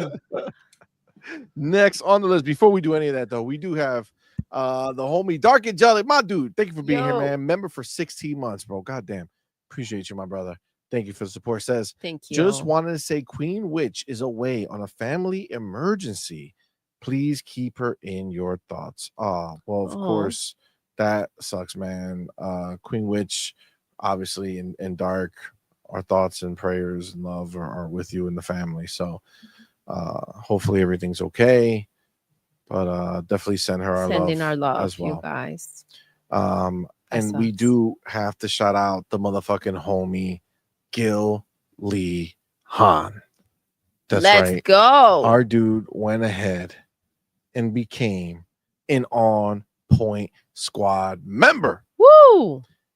Y'all know what to do. Tell him, baby. Put the motherfucking welcome to the family emoji in the chat. Welcome our newest member, man, Mr. Gil Lee Han. Thank you, my Gil dude. Lee, Appreciate thank the you support, so bro. much. Welcome. That's That so dope. It's Thank awesome you. of you, sir. Thank you so Thank much, you. man. Appreciate you, my brother. Thank you so much. And then we have our homie Do UK now, the broke boy insider with that $2 super chat says, and do you think these prices will go down? Nope. That's a part of the a big problem part as of the well. problem. You know, you're not going to go ahead and get anything more than maybe $50 off on the console on, Black Friday. Obviously not this year. I don't think so. Possibly not. Depends. In the Joy-Cons, dude, like the freaking the ones for the Switch are still the same freaking price. It just For the original for the original. That's just how they do things. That's super wild. Like that's way crazy to still be charging that shit. But that's what they do, man. That's what they do. The only way is if they get humbled, like they did with the 3DS. Right? When they came out with that 3DS, they thought they were big dogs. They made it way more expensive than anyone else was willing to pay. They said, but we got 3D. We got 3D in there, and it's gonna be more money. And guess what? Ain't nobody buy that shit. And then what they do? They lower that price, and they gave everybody who did buy it a bunch of free shit, right? That's all I can hope for. You know what I'm saying? At this point, is all I can hope is that they get fucking humbled and they have to lower the price of everything to learn. And that then still people give them the side eye and they don't get the sales. Oh yeah, gamers gotta come together, man. You know, you gotta come together and you gotta come to an agreement and be like, you know what, we gotta push back on this. Let's not FOMO take over, and just be patient with stuff too. You don't need to get shit off the get-go, man. So like, there's some no games out there, bro. I'm pretty sure none of you guys that are watching right here right now are in need of a Nintendo Switch at the moment. Come on, bro. We just got Ironfall, South of Midnight, Doom is coming, Elder Scrolls might be dropping the next week. We got Expedition 33, Doom, yada, the whole thing coming. Like, come on, bro. Chill. You don't need that shit. I agree. So much, bro. It's real crazy. Yeah. The lineup, it's not right, man. You don't show up like that. Yeah. I can't. I still can't believe what they did. It's just it's a bit ridiculous, man. It really is. Yeah, it was slap in the face. To do what they did, right? Abusing the power, right? They think they have some leverage, but that's what it is, right? Everybody seems cool until they get the power, right? And that's where you see the true colors. And every time these people have had power, they have all abused it. Yep. Every single one of them. It's just what it is. And the difference now is that Xbox has positioned itself in a way that its power comes from everyone having access to their games. So their power against their competition is actually a benefit to us, and that's where this becomes their power a is the beautiful thing for us. competition's weakness. And when you Exactly. start turning it around, I think this is where it's all going to get really, really messy. 100%. That being We'll said, see. before we move on, motherfucking Dark Angelic, Yo, our boy, went thank you ahead so and much. gifted 5 on point for gamer memberships, go. man. My dude, Thank you. y'all know what to do. Tell him, baby. Put the motherfucking welcome to the family emoji in the chat. Welcome Woo. our newest members, man. We appreciate each and every one of y'all. Welcome, do you shit. Thank you so guys. much. And of course, our boy Dark Angelic, man. Thank you, my brother. Dark so Angelic, I see thank you so much. Stilo Facts. Woo. I see Derek Johnson. I see Cullen Prime. I see Edward Lafferty and Zach motherfucking Riley. Let's go. Welcome, you guys. Welcome. Dark Angelic, Appreciate thank you so y'all. much. You guys are the shit. Thank you so much. And of course, our boy, Dark Angelic, our homie. Thank you so much, man. Much appreciated. All right. On to the next. On to the next. Let me get this over here.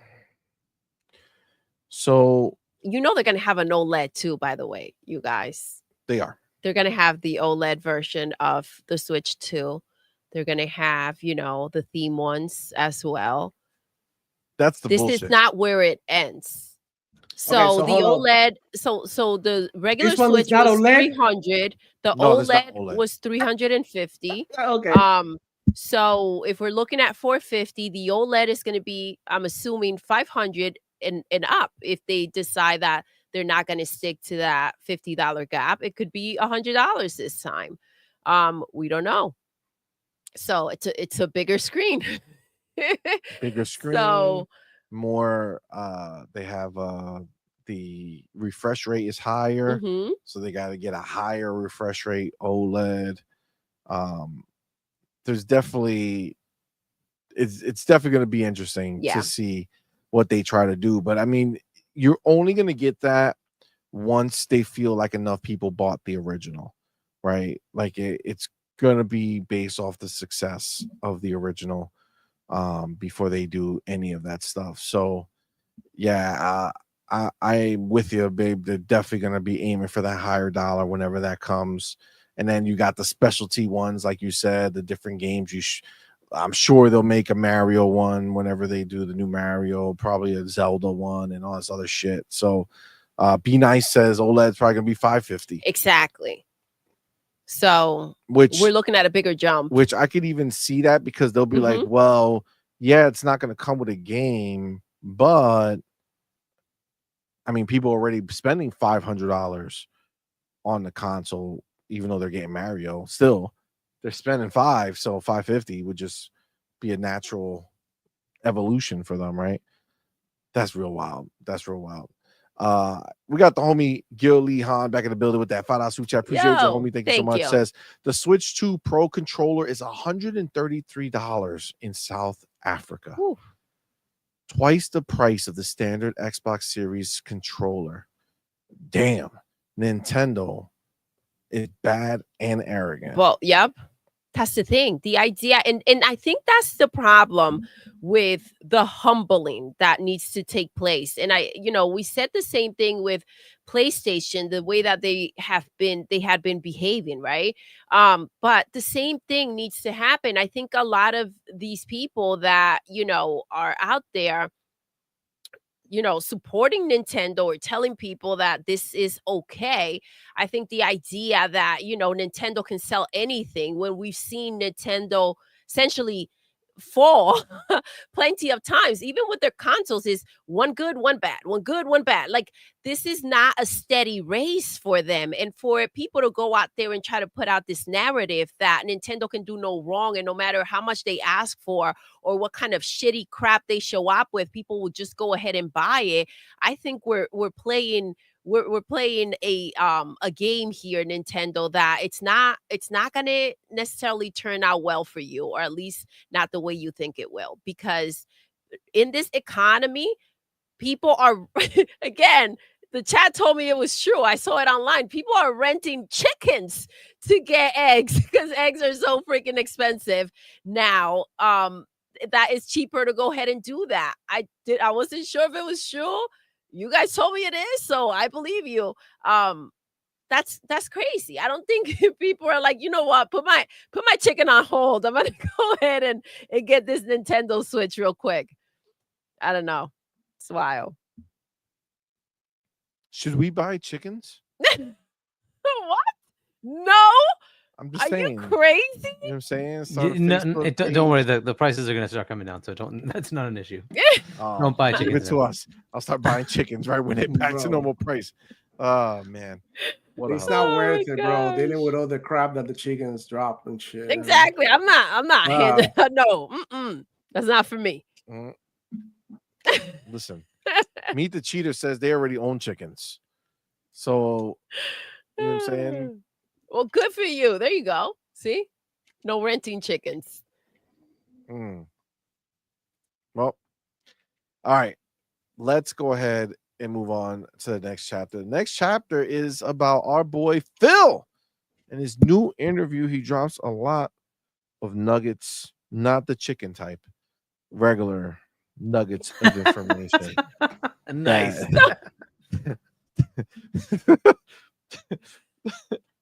Oh my god. Did you see that? LOL, what? PS fanboys are renting ponies and chickens now? Yeah, it's a problem. It's a problem. Oh my It's an gosh. epidemic. All right. So we have the Phil interview. Phil Spencer has done another interview where he talks about a lot of different things, actually. It actually starts with, like their TV and movie ambitions, and to sum it all up, they're open to doing anything, TV or movie based, but they need somebody who's interested in doing it, that they don't make games looking for how to turn them into TV. But they had a whole little thing that I do want to read, because I feel like it's a direct jab at Sony.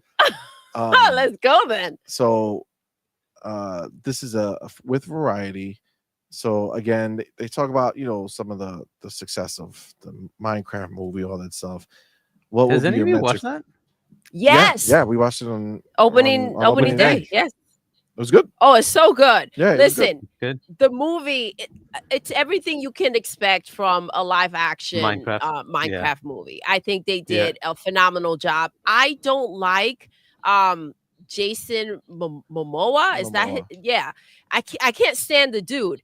Yo, I laughed he was hilarious. I laughed so freaking hard through the Minecraft movie. It was wild. That movie was awesome. Even the freaking merch they had at the theater, they came in strong. We bought a bunch of shit. Nice. It was crazy. So it's not just box office. They have merch. The little cubes. Holy they had crap. the cups, everything. So Microsoft's just like making money hand over fist here. But not Minecraft has always been a very profitable endeavor for them anyway, right? But yeah, this is wow. Question though. Did you engage in the shenanigans with the popcorn and shit, throwing popcorn? We went opening day. We went right away. We went before it became a meme. You know what I'm saying? Before you went right away. Okay. We watched the opening day, so we had a good time. We had a great time. It was fun. It was way better than I expected it to be. Graphically, the Minecraft stuff that they do looks phenomenal. Mm-hmm. We watched it in Dolby. Yes. The Dolby Theater in AMC. So, like it's crisper, Dolby Vision, all that fun shit. And man, was it stunning.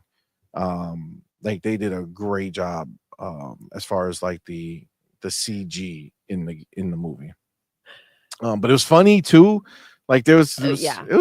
It was good. Really I thought it was going to be dumber than it was. It was well casted. Funny, and everything they did that was stupid. You understand why, right? It was acknowledged too, but not in like that way of like, oh, we're gonna do something stupid and acknowledge it so that we could just get away with it.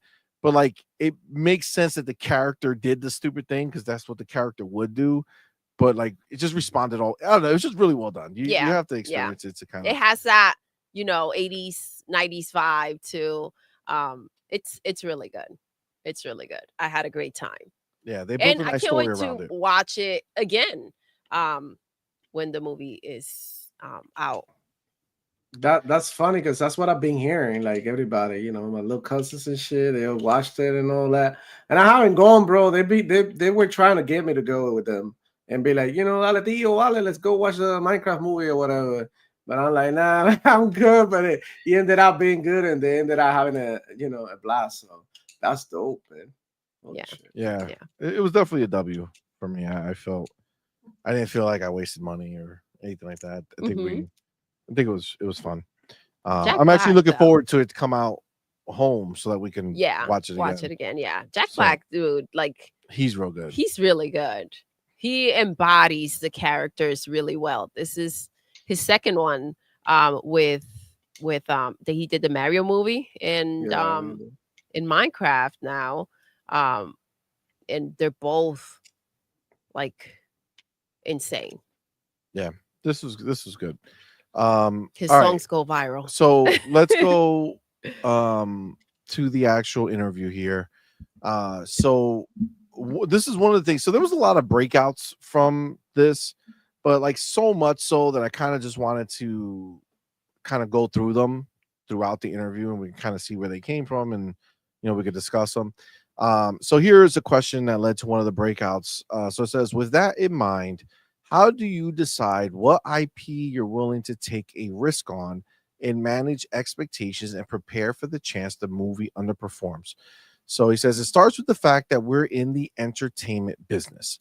And whether you're building games, movies, television, doing an album, you have to accept that you're going to have a hit rate and it's not going to be 100%. And making sure the culture inside of the team is we can do new IP. We can do new games. Some things will vastly exceed our expectations, and some we will be disappointed by the results. And let's learn and go forward as an organization. And that's just got to be something, even in the game space alone, about the culture of being in Microsoft gaming and Xbox. Again, this was something that broke out. The idea of doing new IP, doing new games.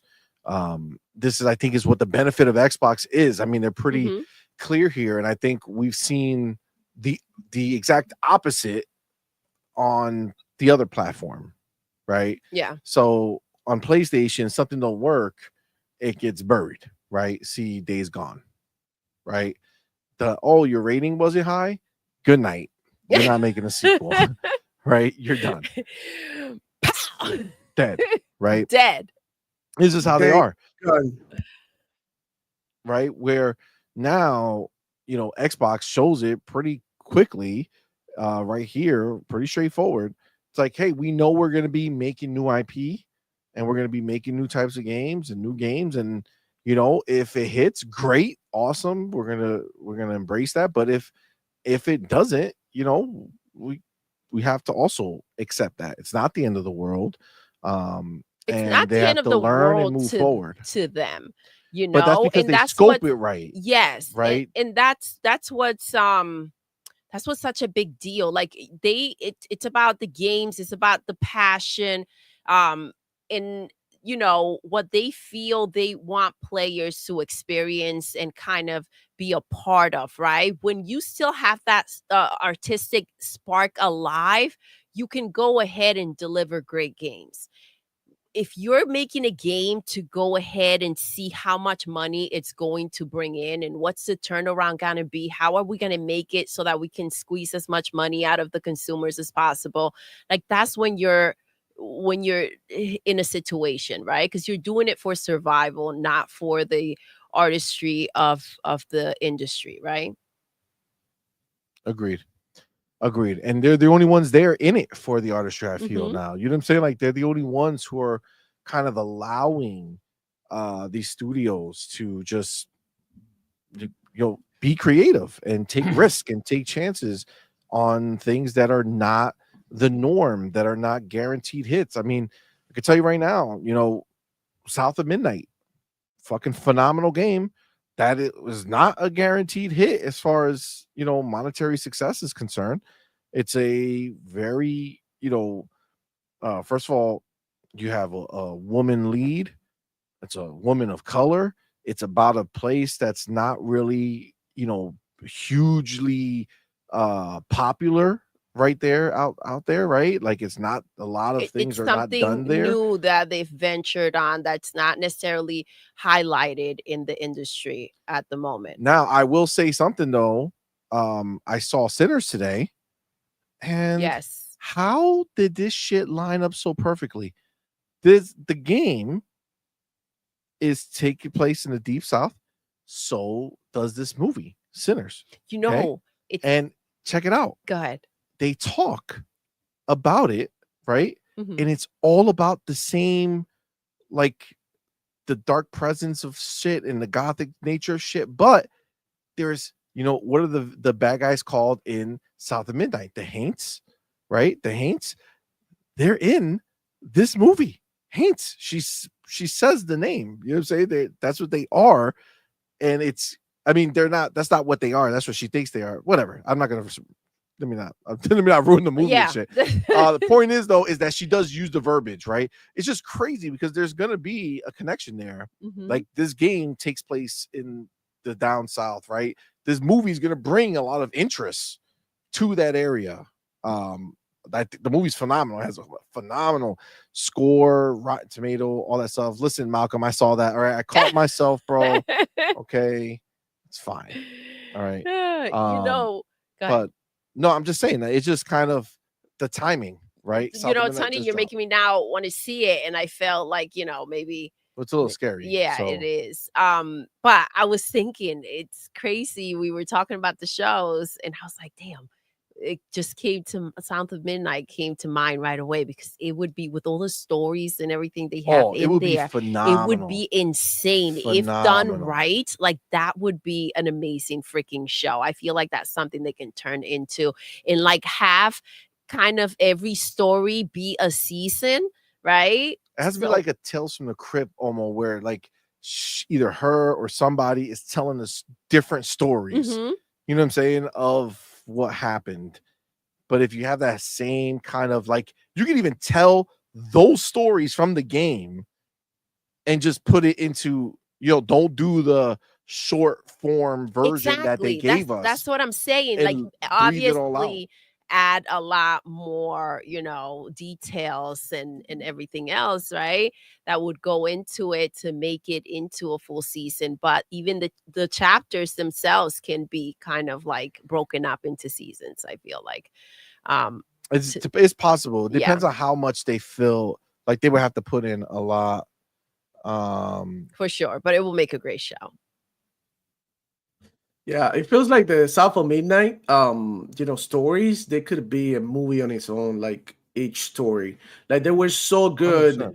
all of them. So yeah, that's interesting. And they did nail the South. Like I do, obviously I live out down here in Florida, so I interact with people from the South, right? And look, for the places that I've been around here, they just did nailed it. So and the people from the South, they just sound the same. Like you said, they use the same verbiage and the same words, and they had the beliefs and stuff. So I just think that it was very interesting to see, the game take place in a setting that hasn't been really visited like that before.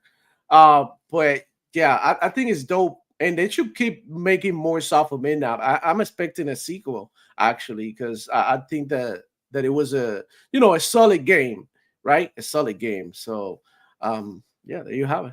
Amazing. Yeah, no, I agree.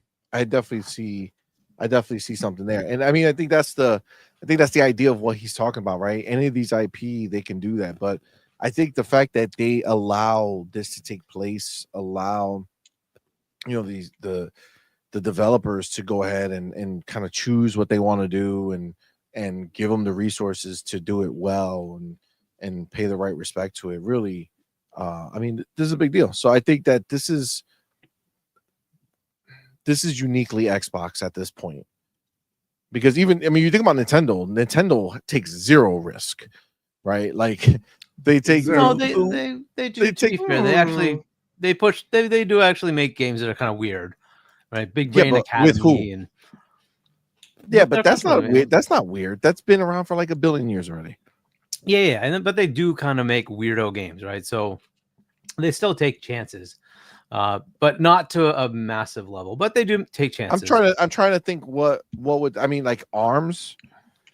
Yep, things like that. Everybody 1-2 Switch. There's also like Princess Peach Showtime, or like what's that game that they have with the mouse thing that they're doing with the Switch 2? What is that called? Gear Drive? I don't know. Gear Drive, is that what it's called? Whatever it was. They'll take chances on things, right? They'll try some new shit. But yeah, if it isn't for the platforms, by the way, it's not going to happen, because they bring in enough money to be able to do these kind of weirdo games. The publishers, it's hard for them now, right? Like outside of Ferris, right? What is it? What's his studio? Joseph Ferris, like Hazelight. Yeah, Hazelight. I don't see a lot of that kind of innovative, weird stuff unless it's from an indie developer. And the only reason I'm calling him out is that like his is attached to EA, right? So that's a major publisher putting out like his games, which is good. I love that. Like his games are awesome, right? But it is kind of an odd thing for a lot of the big publishers. They're not really taking chances. Which kind of sucks, right? We're kind of stuck in we always make a Persona and a Resident Evil, and, like that. That's kind of what we're getting, right? It's Assassin's Creed, like all these smaller games. They just kind of like they go away now because they just don't make money. Unfortunately, they're just not making money. So to a point, yes, it's really Xbox driving that, where you get a Pentiment, and well, I liked Pentiment. I know a lot of people didn't. You get I would also say is that they're doing these things in a way that it's not more of the same. Like I get it. It's Peach is doing this like they'll use game, Peach, right? Or they'll throw Mario into some random crap, or these little smaller games with the Miis that they have. Yeah, I'm. And PlayStation is bringing baby steps. You know what I mean? Well, like it's actually Devolver Digital. Devolver's bringing baby steps, but you know what I mean. Yeah, and Devolver is really good too, by the way. But they're all indies, right? They're all but PlayStation's not doing anything small anymore. In like small, which by the way sucks, because I liked some of their, like Japan Studios was awesome. Unfortunately, they killed it, but it's dead and gone, bro. Yeah, it's dead and gone. They got no place. They're barely, and the shit is that they're focusing on bigger games, except that these bigger games are not bigger. You know what I'm saying? Like they're not actually bigger. Spider-Man 2 was it bigger? God of War 2 was it bigger? It was just more of the same. That's a fucking disappointment. And now instead of bringing shit that people give a shit about, they're making some weird shit. I don't know. Not weird, like not good weird like bad weird. Either way, it's Xbox is the ones who are really pushing this idea. New IP. Xbox has a ton of new IP coming out. Thank God for Game Pass. Seriously.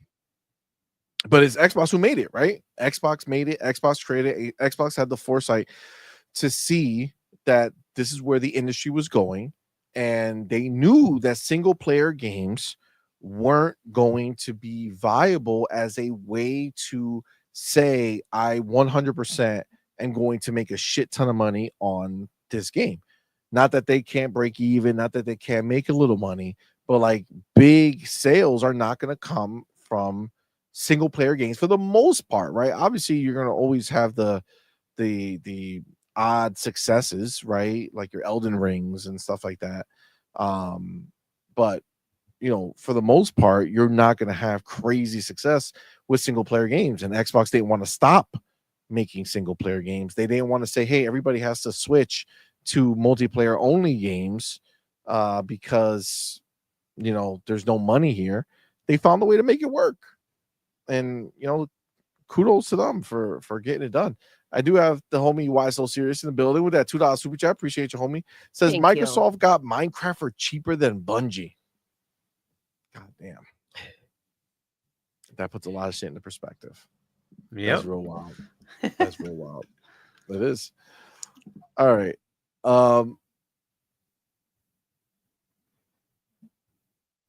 Okay, so this is the when you look at them here, they go deeper into like the more of the movie stuff. I pretty much want to keep it to the game stuff. Video game, blah blah blah. There was a part, and I think I lost it, and I don't want to. Wait, here it is. Okay, here we go. This is the one. This is the one that I feel like they really are, throwing a dig across to the other side to PlayStation. The question is there a Microsoft IP that you think shouldn't be adapted, or is it more anything could be? It's just about how it's done. Do you try to do Warcraft again? Would you never do Call of Duty? Are there things you wouldn't touch, or you could, but it needs to be done a certain way? So he says the video game business is successful by itself. It doesn't need this outlet. Shots fired. You've got to start with a partner who understands our team and the story of that IP, and then letting them work through the process. That's my only barrier. Let's never turn this into something where it has to get done. Every franchise has to have a game or a movie or a TV show, and it becomes more like licensing. Damn. It's got to be about the creative outlet that linear media offers for our franchises.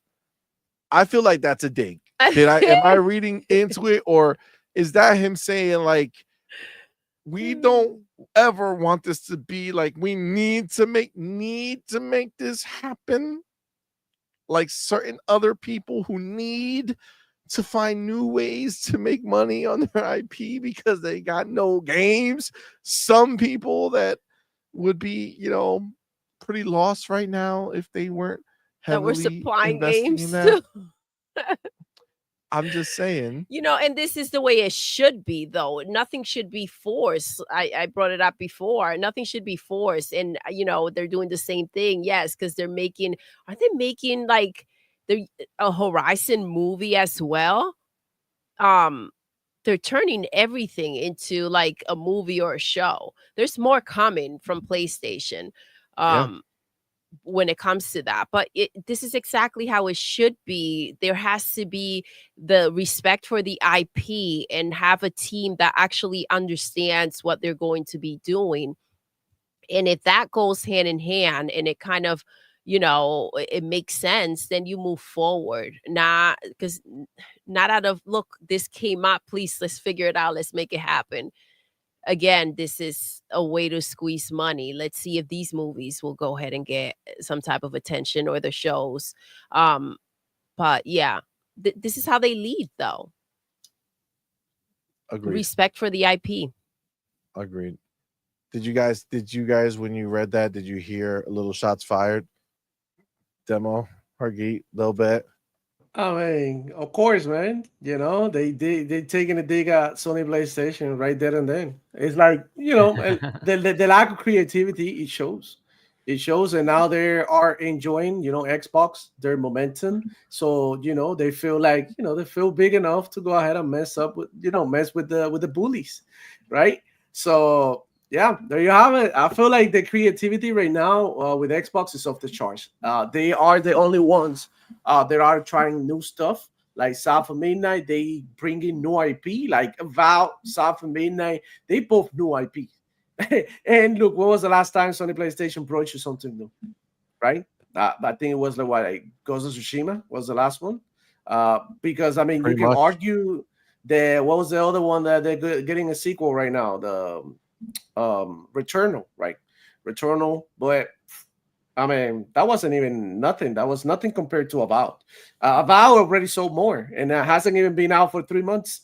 So I mean, they really the games aren't hitting, and this is what Phil Spencer is trying to say. Like, we're not in a hurry here. We got big hitters that do the job every year, like Call of Duty and like Diablo, Minecraft and COD. They do the heavy lifting for the platform. Overwatch. Exactly. And then the rest of the games are just chilling, just trying new exciting stuff for people, to innovate and to, just keep people entertained and engage with Game Pass and Xbox. So yeah, definitely Sony PlayStation. I mean, they really they bankrupt when it comes to, both money and creativity.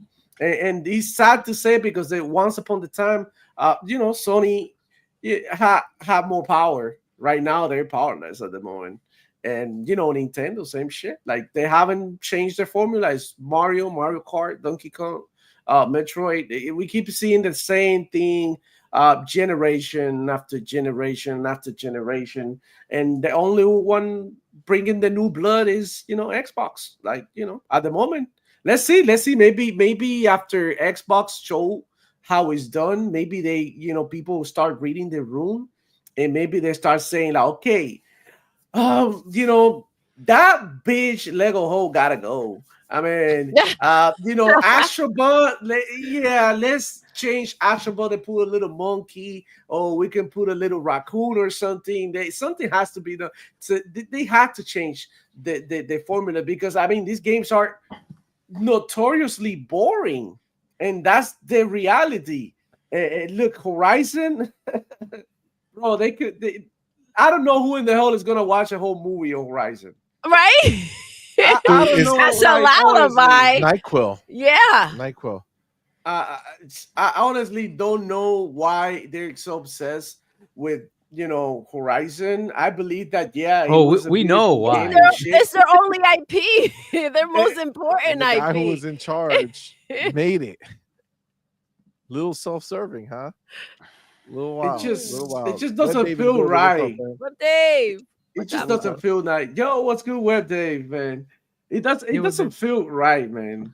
It doesn't feel right what they're doing. It just feels like a cheap money grab, and it feels like creativity is out the window. And look, this is funny because Sony PlayStation fanboys, they really love filling their mouth with like, oh, Xbox had no heart. Their games got no soul. They're just trying to get your money, live service, microtransactions, and look at them right now, bro. This is exactly what they're trying to do. With games like Marathon, with games like Concord that failed miserably, and they did it with soul. Literally no soul. And there's more coming that has even less soul. So we're gonna start seeing the reality. And people are going to start waking up, right? Because a lot of people, like, you can see a perfect example with Suprobian, right? He was oblivious to everything that was going on here on Xbox. He didn't know. The reason why he went viral is because, like, goddamn, somebody who was in love with Sony PlayStation for so many years, never tried an Xbox, but here it is. He tried it. He got a taste of what Game Pass had to offer, and now he's like, fuck you, PlayStation. It's like I'll be stupid to rock with you. And a lot more people are gonna start waking up. And this is the beauty of it. Like, this is like, it keeps them changing. It keeps them moving forward. And I feel like the gaming industry is gonna continue to evolve. And a lot of people are not gonna be happy where this is going. But like, reality is like, Xbox is literally the future. We've been telling you here that Xbox is literally the future, and you guys don't want to understand. And it's not because the consoles are going to sell millions, because that's not what we're talking about. We're talking about revolutionizing, gaming, and also making it like so that more people, I mean, literally your life is all about gaming. Fuck watching a TV show. Like, everything is video game related now. And that's just the way it is. Like, you can literally live inside a video game, guys. Like, you guys don't understand. Like, these games are like literally platforms. Call of Duty is a world. Like, people call to Call of Duty and log in daily, to do the quest, to play with the friends, even to see what the hell they got new in the store. That right there is just a platform of its own. It's making money passively for Xbox. They don't have to do shit. People are buying the Ninja Turtle bundle still. It came out weeks ago. People are still buying it. Don't be silly. And maybe next year, when all all is said and done, like people will still buy. There's people buying microtransactions on Modern Warfare 2 right now. Modern Warfare 2. There's people buying microtransactions on Diablo 3. Or all these games, like, come on, bro. They're making money like left and right. They just figure out the formula and what gamers really want, which is accessibility and a good price that's not going to break my wallet. That's it. Easy. You know, Facts.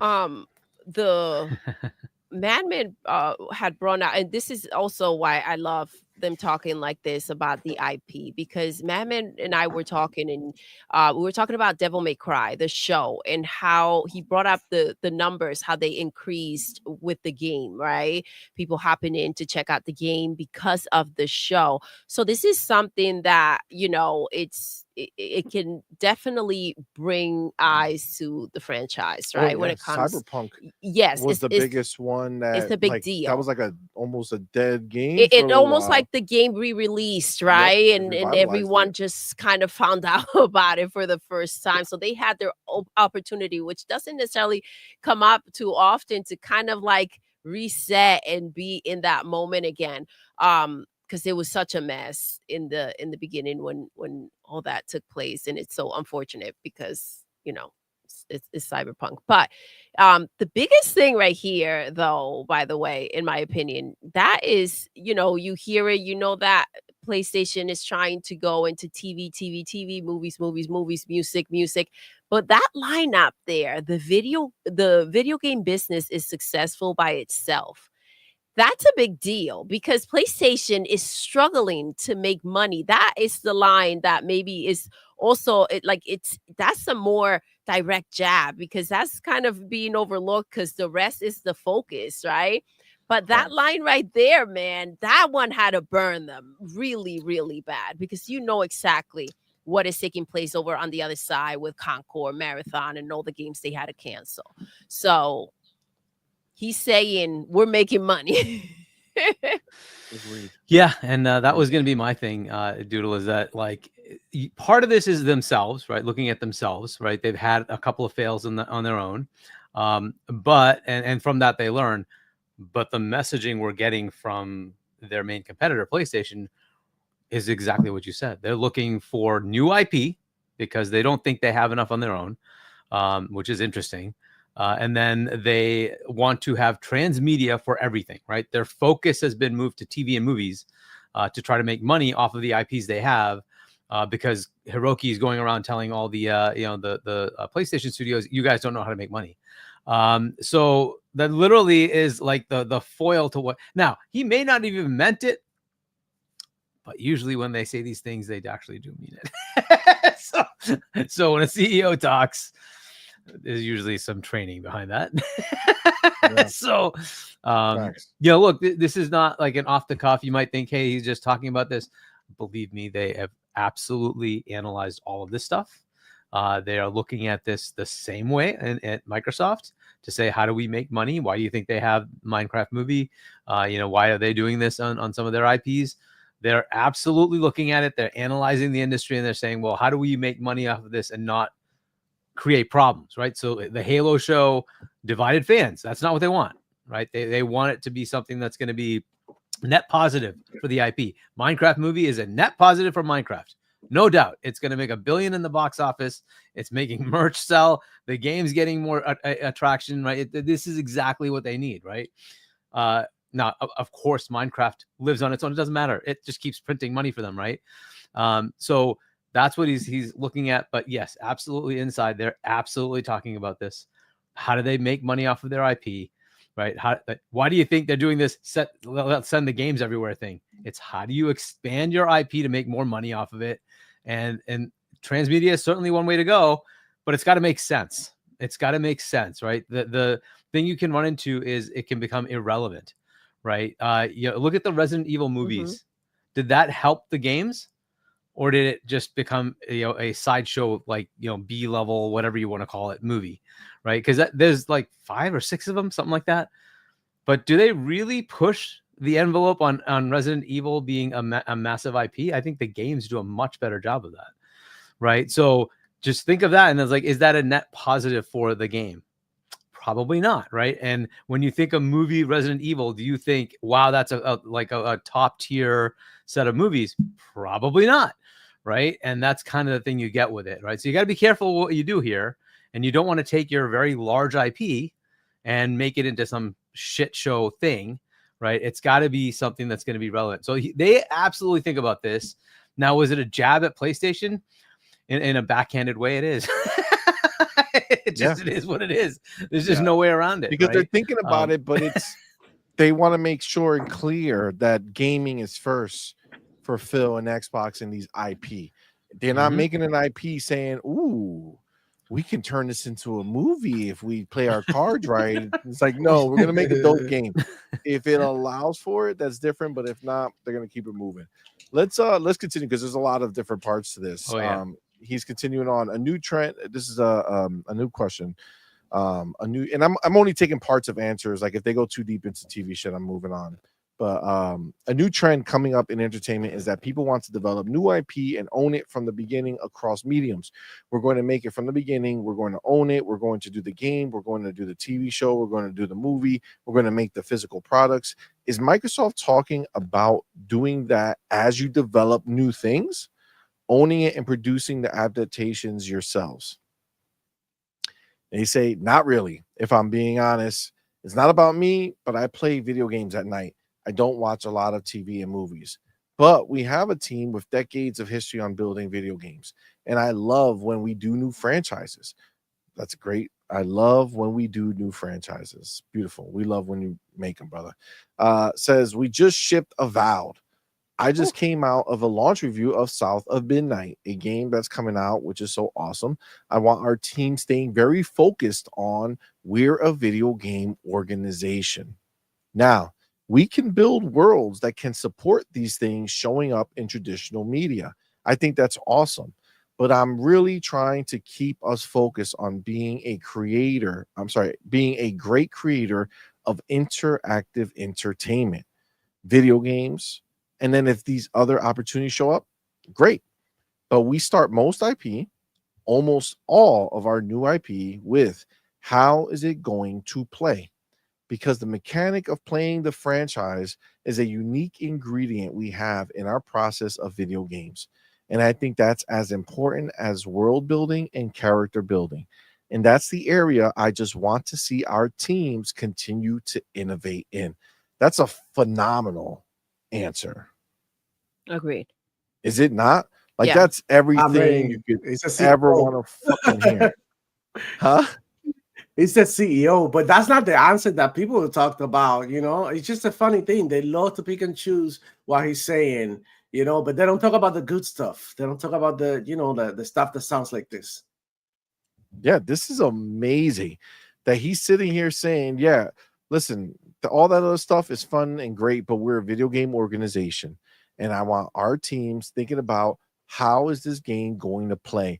What about this gameplay experience is worth creating this game, right? That's a phenomenal place to start a video game and letting them not only say that that's how they do it, but it also, he ends it by saying that's the area I just want to see our teams continue to innovate in, which, you know, gaming being so old at this point, having a lot of, you know, gameplay systems that are pretty much almost cemented into the way we play games.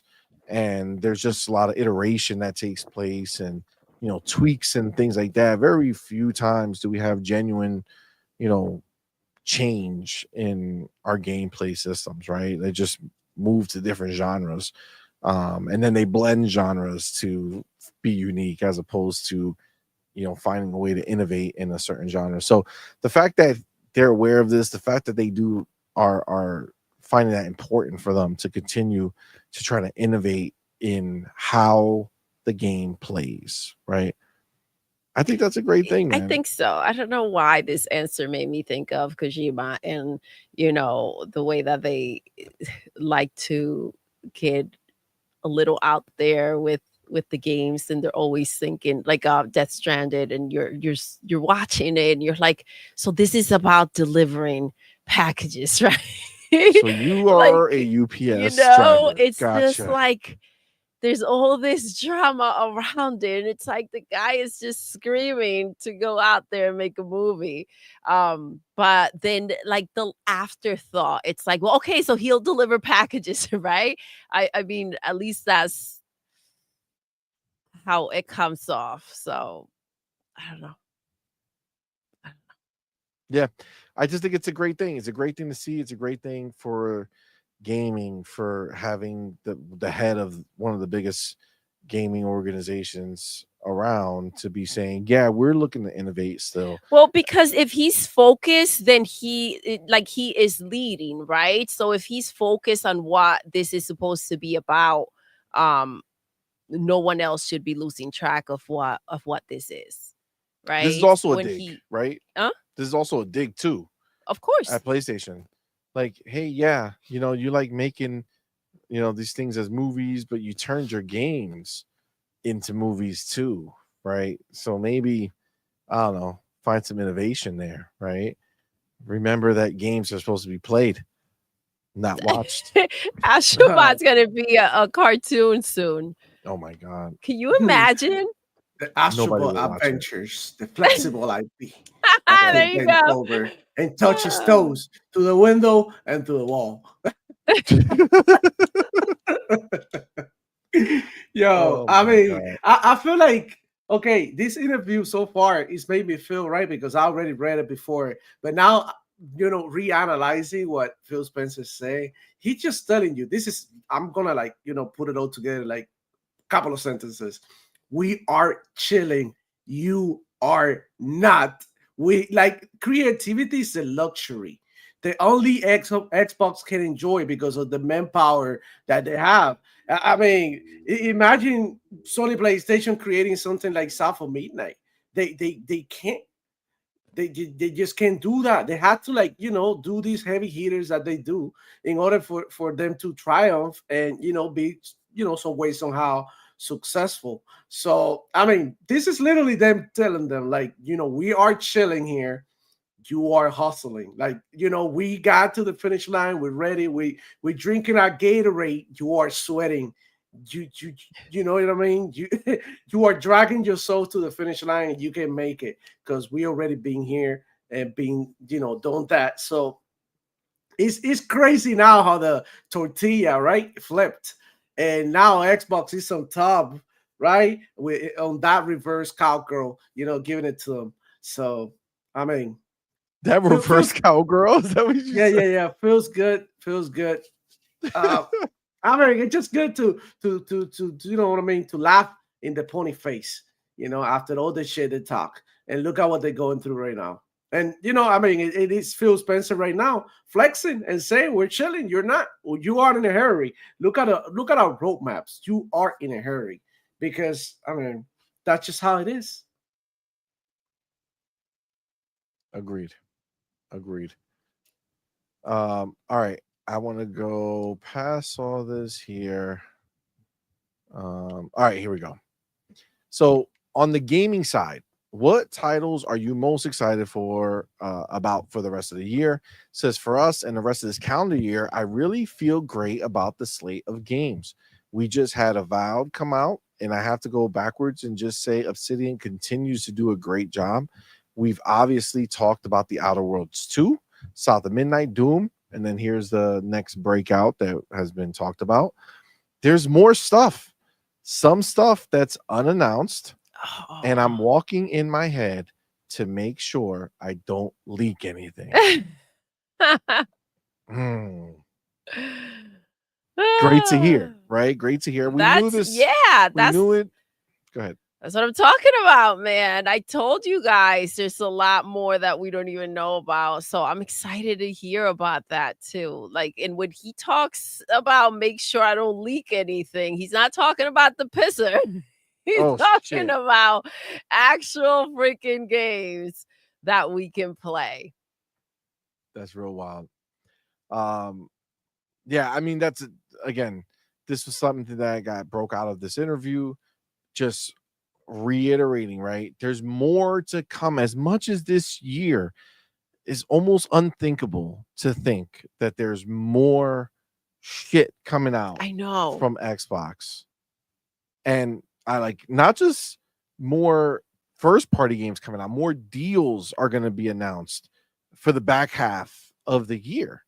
You know what I'm saying? Like just day and date releases into Game Pass, first party games, first party, published games like that the Microsoft Publishing does, like the Ninja Gaiden 4 game that's coming out, right? We're gonna see more of all of that shit, bro. This is wild. And also, just to be clear, right? Just to be clear, he says there's more stuff and some stuff that's unannounced, which means that more stuff includes things that have been previously announced, but just have been out of the focus, right? And we've talked about it here, but Everwild. Yep. They did right at the end of the year. They came back to life and said till 2025. So I have a strong feeling that Everwild is dropping this year. Contraband just shown sign of life again. We have a both. Then out of nowhere came back. Another potential game release this year from them.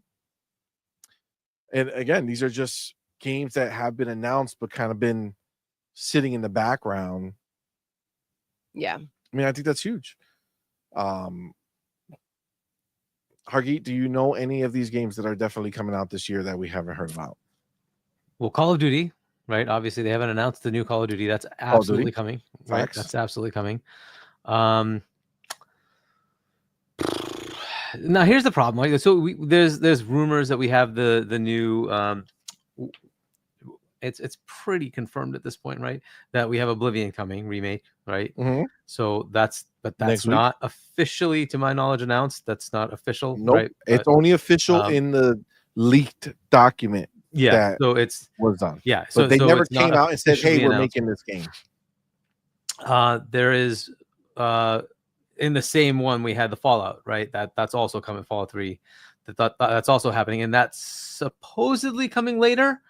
Hasn't been announced. Maybe it's this year, maybe it's next year, maybe it's the year after, whatever it is. Was right? that on that leaked document, or is that something that came out? I'm pretty sure that was there too. Fallout 3 remake was in that as well. So that's something that is potentially, and it's pretty heavily rumored that is actually happening as well. Beyond that, we do have like this ongoing thing about a Gears collection that is likely this year and pushing E-Day to next year, but maybe that's not the case. I don't know. We will see, right? So if that gets announced, that's a viable new thing that has not been previously talked about. And then, of course, there's plenty of other things we don't know about. So, so real quick, just to give what you said some baggage here, I did find I have the leaked document, and it was in fact in the leaked document, Fallout 3 Remastered, but it was slated for 2024. So based off of the way they did most of it, it's either 26 or 27. Yeah, and that's fine. That's fair. I have no problem with it, but that could be something they bring up, right? That's another announcement. And again, this isn't something he's saying is so what titles are you most excited about for the rest of the year, right? So this is not stuff that was beyond that. So my guess would be that there's stuff that we just don't know about, right? So there are likely surprises that we're not aware of. The one that comes to mind that usually happens this way is that June showcase, you would see it and then it would come out in the latter part of the year, is Forza Horizon. If they have Forza Horizon ready to go, and they don't want to, in other words, we were thinking, hey, it would be a 26 title to go along with a console launch, but apparently that console launch has been pushed out to 27, right? So then you might as well just say, okay, if you're ready to go. So when you say that, where do you hear that from? Outside of when Jez said it. Right, this is it. It's just rumors. We don't know anything about anything. It's just rumors, right? Even if 26 was a rumor, right? So all of this is just rumors. But if they're ready to go with it, they might just put it out. And that usually is at June showcase, you'll see Forza Horizon be announced. And that September, October-ish, it'll come out, right? So if they're ready with the Forza Horizon 6, that could be yet another thing that's announced this year and comes out. It would be kind of an interesting thing to do, seeing as how they're putting 5 on other platforms, right? And say, cool, you got the old game. Here's the new game. And it's launch exclusive for, Xbox, right? So you would have entice to do people a to come launch over. exclusive for Xbox at that point. It'd be stupid to bring So it to and PlayStation maybe they don't make at it. that Maybe they do. moment. I'm just saying that might be an interesting path they take, right? To say, hey, the old one is over there, but the new one just came out. Xbox folks, here you go, right? Xbox players, here you go. But that is a possibility that is ready to roll. So the other games we already know about, like Everwild and State of Decay and on and on and on, right? All those other games. We could get updates on OD or Blade or all those games that have already been kind of announced, right? That's also a possibility that they show up, but I don't think that's what he's talking about here, because he's saying about stuff you don't know, right? So, but that would be the one that comes to mind. But again, there are so many partner games we don't know about yet, right? That have not They been also said told to us Dishonored about. 3. So, Dishonored 3. It was on this list. Interesting. Yeah. Also Ghostwire Tokyo sequel, but obviously they shut That's down gone. that That's gone. studio. That's not happening. Yeah. But Dishonored but 3, was Dishonored 3 something that Austin was going to work on? don't know. It was 2024. Yeah. But that's the one they kind of said, no, you're not doing new games. I don't know how many of those people were laid off, but that studio, the hell is the name of that studio? Arcane. The one that's doing Blade. Arcane Austin, right? Was kind of told, you're not doing your game, right? So were they pitching Dishonored 3? I think they were pitching Dishonored 3, right? Well, this is leaked from years ago as they Yeah, were and doing this was all Dishonored 3. But apparently they decided to go do Blade instead, right? No, So, that was part of that as well. Licensed IP game. yeah, so I don't know if, like, who would be doing it then, right? Good question. Because I think that's Good what question. Arcane Austin was pitching to do Dishonored 3. But either way, right? So there's plenty of stuff we don't know about, right? So we will see. We will see. There's other ones from Bethesda, right, that are also working on other things that we haven't seen yet either, right? So the Dark Ages was Year Zero. That's what the code name was. Yeah, okay. Which became Doom the Dark Ages. Which is, so that's following with the 2-year delay. Yeah. So that was supposed to be 2023. That's dropping in 2025. So, and there's going to be a DLC for that, and then next year there'll be another DLC for that. So I mean, everything else. I mean, everything lined up, bro. So there's another game, Project Platinum. The fuck is that? Is that on the Bethesda side? Yeah, from 2023. Yeah, is that the one from? Is it? There's like an MMO or something that we're working on, right? I don't know if that's been canceled or not, but I don't know if that's what that is. That's possible. All right. Well, I'm just seeing all these extra shit. There's a lot of things, right? And there's stuff from Activision, right, that we haven't seen yet either, right? Because they were working on over there, bro. Yeah, but they were working on other games too, right? So there's always possibilities of those. I don't know what else. Like Toys for Bob, for instance, have they been working on something? Are they going to show it? Is it? I mean, they definitely started working on something when that thing happened, and that happened right after the acquisition, right? So was it like 2 years now? Yeah, 2022. Yeah.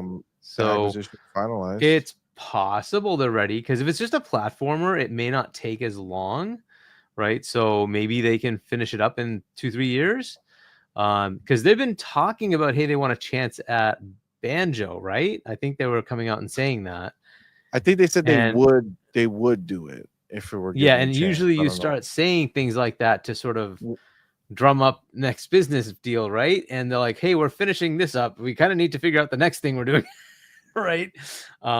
So I'm wondering if that's just a hint of something that might be coming. Maybe they're ready to go. Maybe they're ready to roll.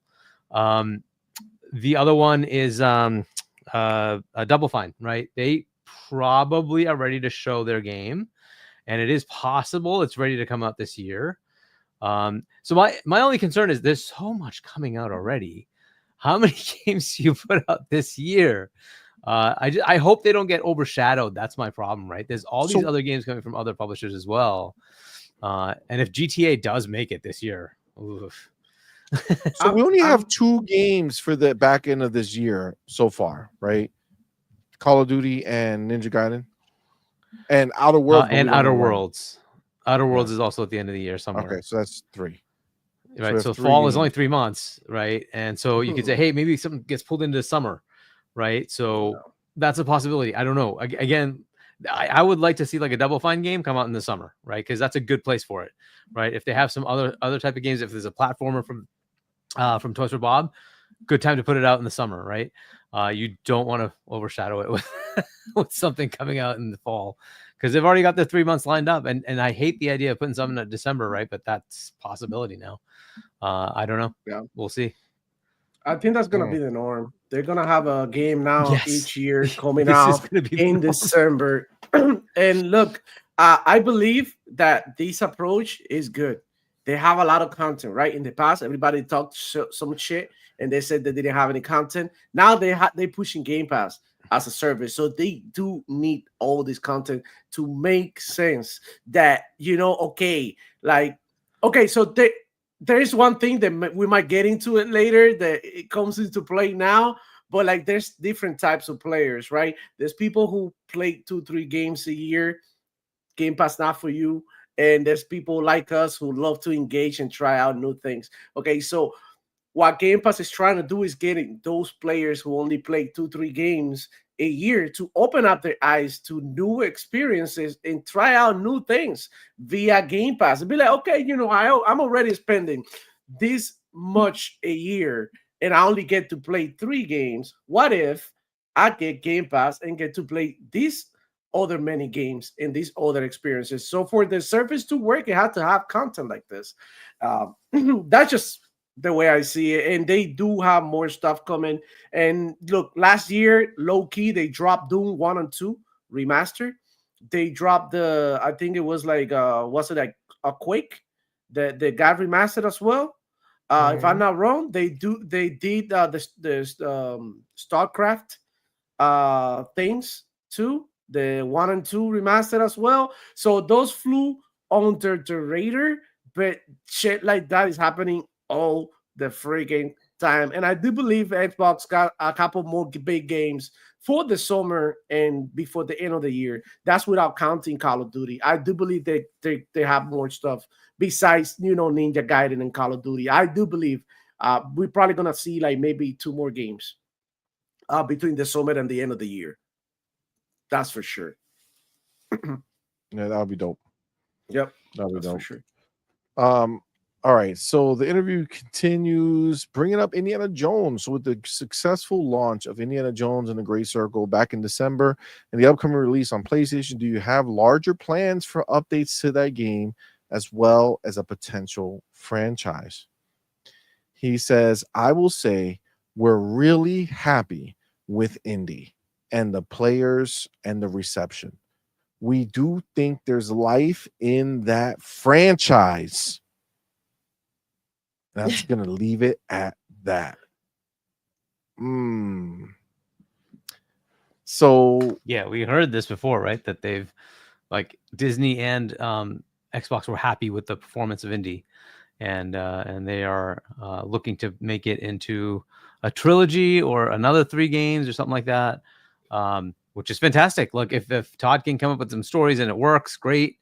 Like if they can kind of stay in that same time frame, it works for me. I liked what they did with it. So it turned out to be a really good game. It really worked out pretty well. So yeah, and I feel like the way he's phrasing this, it seems like he's teasing the idea that they're already like it's already happening. Yeah, like they're already kind of sorting out the details of how they're moving forward, Yeah, and I think we were discussing this. Like, further than that. Do you want Wolfenstein to come back, or do you want to just continue with Indy? And my preference is Indy. I loved this. Like Wolfenstein's good, fine, but it's not Indy. No, and it doesn't have like the name brand, right? It doesn't have the recognition, that Indy has. And honestly, I think it might be hard for them to justify going back to, although it's like a beloved core gamer. Yeah, they can come back to it franchise. later. Like do Yeah. indie now. or I agree create with another team, or break up the team. Yeah, I agree with Harky. I believe like Wolfenstein already have many installments, like at a good cadence with good frequency for a while. And I think it's time for the franchise to take a rest, take a breather. And then one of those days in one of those shows, you're like, boom, the new Wolfenstein. Oh my God, we're breaking the internet is back, because you do need to give these franchises a rest. Because at one point it gets like, okay, another Wolfenstein. Like every year we get a new Wolfenstein. It gets old. It's like Doom. Imagine if Doom comes out every year, it wouldn't be as hype. You know what I'm saying? Yeah. You need to give these room to breathe to these games. But I do agree with Harky.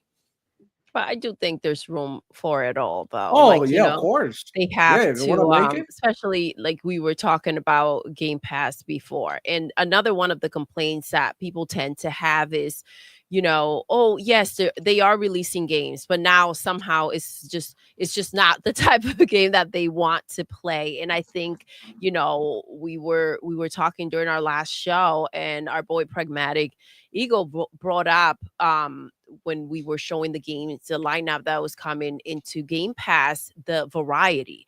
And, they have a nice variety. And I think they need to have a little bit of everything on a consistent basis to make everyone kind of feel like they can justify being in signing up for Game Pass. Those that are not adventurous enough or think that they are, to go ahead and dabble into different genres, even if they don't feel like they are is their type of game, until they're hooked, and then they're like, oh shoot, yeah, I like playing this, and before they know it, they can't cancel Game Pass. But yeah, I think that everything it's the momentum that they have going on right now, and that it's not going to go ahead and slow down. That it's the big deal. But the IP, when it comes to Indiana Jones, I feel like we saw this coming, and the Disney, right? The attention to their IP, the fact that it was treated with respect, the fact that the game is doing well and is being well received, the conversations about the game itself, kind of, you take all the cut scenes and make it into its own thing, because it's also so stunning. I think that having a deal like that versus, their last Spider-Man game that was released over from PlayStation, all the hiccups and, the situation with the flag and all the bugs in the game and the lower sales. I mean, this is the mess that's going on with Wolverine. I think this puts things into perspective when it comes to making deals moving forward. Yeah, I agree.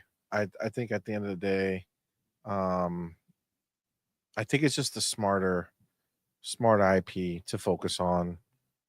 Even though Machine Games has worked on it, I agree kind of with all of you with the idea that it could be a break. They should do it, but it doesn't need to happen rush, especially with Doom coming out. I feel like the one thing about Wolfenstein is that it's almost like the reciprocal of Doom, like it's very similar, speed and cadence and like gruff To an to it. extent, sometimes. Yeah, it depends. Sometimes it could be.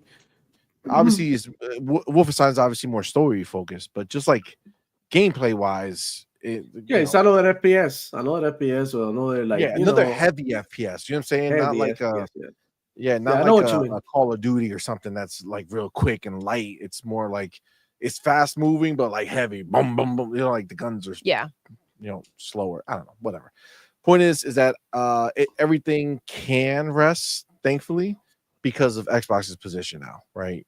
You don't need to rush out of Wolfenstein because you do have Doom, right? So Doom is gonna scratch that itch for a while. You don't have to worry about that, and just focus on doing more of what's popping. And I think Indiana Jones is popping. We still have DLC, which I'm assuming is going to get announced at game, not the Game Awards, the June. summer showcase. Yes, the summer. Right. So I feel like that's, you know, bound to happen. Right. We're gonna get indie DLC. Don't forget that we're supposed to be getting Starfield DLC. Yes. And I don't think they're gonna treat that lightly. I think that's gonna be a big reveal that they do. So I mean that's gonna be another big thing that I'm looking forward to playing, right? Like, man, there's just so much. I mean, and even him, when he continues, he says there's a lot of room to tell new stories as well, right? And he wants to make sure that's an option for us, which also means he's locking it down with Disney, right? All right. So now the interview continues, talks about Switch, right? So Switch 2 is set to be released soon. As you've begun to branch out with games available on PlayStation and Nintendo consoles, do you have plans for specific projects on the Switch 2? So he says, so we've been supporting Switch 1 and I want to support Switch 2. Nintendo has been a great partner. We think it is a unique way for us to reach players who aren't PC players, who aren't players on Xbox. It lets us continue to grow our community of people that care about the franchises that we have. And that's really important for us to make sure we continue to invest in our games. I'm really a big believer in what Nintendo means for this industry and us continuing to support them and getting the support from them for our franchises, I think is an important part of our future. You know, sorry. This just kind of made me think, right? Like Minecraft is everywhere. Yes. Movie gets announced, blows up, goes crazy. You know, Halo's huge, right? But it's not like Minecraft huge. It's not everywhere, right? So there are just a certain group of people who know it. That's why when they did the show, they had to cater to a TV audience. Yes. And try to bring it to the TV audience because there's not enough, you know, people who know Halo like they would know a Minecraft that they're going to show up regardless. You know what I'm saying? And honestly, when you hear him say, like, it lets us continue to grow our community of people that care about the franchises that we have. That's a huge thing when you know, we don't think about it because we're thinking about just ourselves and playing the game. But the fact that this is allowing their IP to become more known in the world, right? That's going to be a huge thing for Xbox as far as whenever they do more TV and more movies and shit like that. Of course. Because their reach would have gotten that much further, right? I mean, it's the TV and also like just PlayStation, right? And getting their games on other platforms. That's the point. It's not just, you know, let me lure you in or let me give you this game at full price that I have in my Game Pass, right? It's also about the people that don't know that there's an Xbox out there, the people that don't know about these games. And believe it or not, as hard as it is to imagine that there's a world where people don't know about these things because you are well informed, there is. There are more of those people that don't necessarily know that much about all of it. So I think that this is just a way of marketing and exposing yourself and exposing your IP, right? The Halo show, we love the Halo show. I know it was, you know, mixed, but I do think you brought it up, CMoney. It's very important to know your audience, right? We say this about PlayStation all the time. They don't know their audience, but it's important to know your audience. And when you are bringing the show, right, to life, when you're bringing Halo to life through TV and you're making a TV adaptation, you have to customize it in a way that, you know, the people watching the show are going to connect to Master Chief and are going to connect with these characters in the story. And they did need to take off the helmet, and they did need to have these scenes with Master Cheeks that people had such issues with. But you had to humanize him in order to for people to feel his story, right? So it's weird because there is such a lack of understanding that seems like such common sense um to me, like with something like this, right? To you as well, see, like, and there's that stubbornness of no, it has to be this way because this is the way that it was done. When they do the same thing with the comics when they do the movies, and it's like, no, this page said that this is not how it's like, relax and understand maybe why things have to evolve or be done a certain way, and appreciate it for what they are, not what they, the thought in your mind from what you know, right? Like, you have to cut some slack somewhere. Maybe you'll be able to enjoy life a little bit more outside of like video games and then TV shows and stuff like that. If you are a little more flexible with things. But yeah, I think there's a lack of understanding and a lot of stubbornnness that takes place out there. And that's why they come out like warriors to knock everything that doesn't suit what they have in their mind. Yeah, agreed. And I see comments about the Halo show. Listen. Yeah, and World of Warcraft, for those who don't know, there was a movie, right? The Warcraft there was movie. a movie for that as well. Halo show wasn't bad, but it didn't do well. No, and they ask him about that in here actually in the beginning, part of the movie stuff. Do you think about making one of those or whatever? So season 2 got crazy. Halo, like, understand, like, I'm a fucking humongous Halo fan. Obviously, you guys all know that. But I didn't look at the TV show as my Halo from Xbox. You know what I'm saying? I just looked at it like I knew what they did, right? They try to tell a story for people who don't know Halo. That's what it was. And for what that story was, I removed myself from the idea that this was the Halo show that we thought they were going to bring our Halo show to life. They brought a Halo show to life. And I think that show was phenomenal for me. I loved it. I understand it's different. An expansion to think of, if that's an easier way to see it, right? Just more ways of getting more of what you love or want. Exactly. So I think that second season, they kind of brought it more in line with the game a little bit more. And I think that was going to continue to pick up, by the way. Yeah, which I'm sure they're going to make a 3. The shit was still really well done. And I think this first season picked up a lot on Netflix. It was like pretty popular for where they got it. I think it was like in the UK or wherever it was. It became like the #1 show or whatever. So I think it's just very two different things, right? I'm able to separate my love of the game from the show and what they were trying to do with there. I understand what they were trying to do, and I mean, I loved it, but to each his own, right? Let's continue on with this. It says, does Nintendo revealing its next-gen console make you antsy to announce what Xbox has coming next in that space? The answer is no. Nice and confident. I think all of us in this industry should focus on our communities and the player base that we're building. I get inspired. You know, it's so funny. What a slap.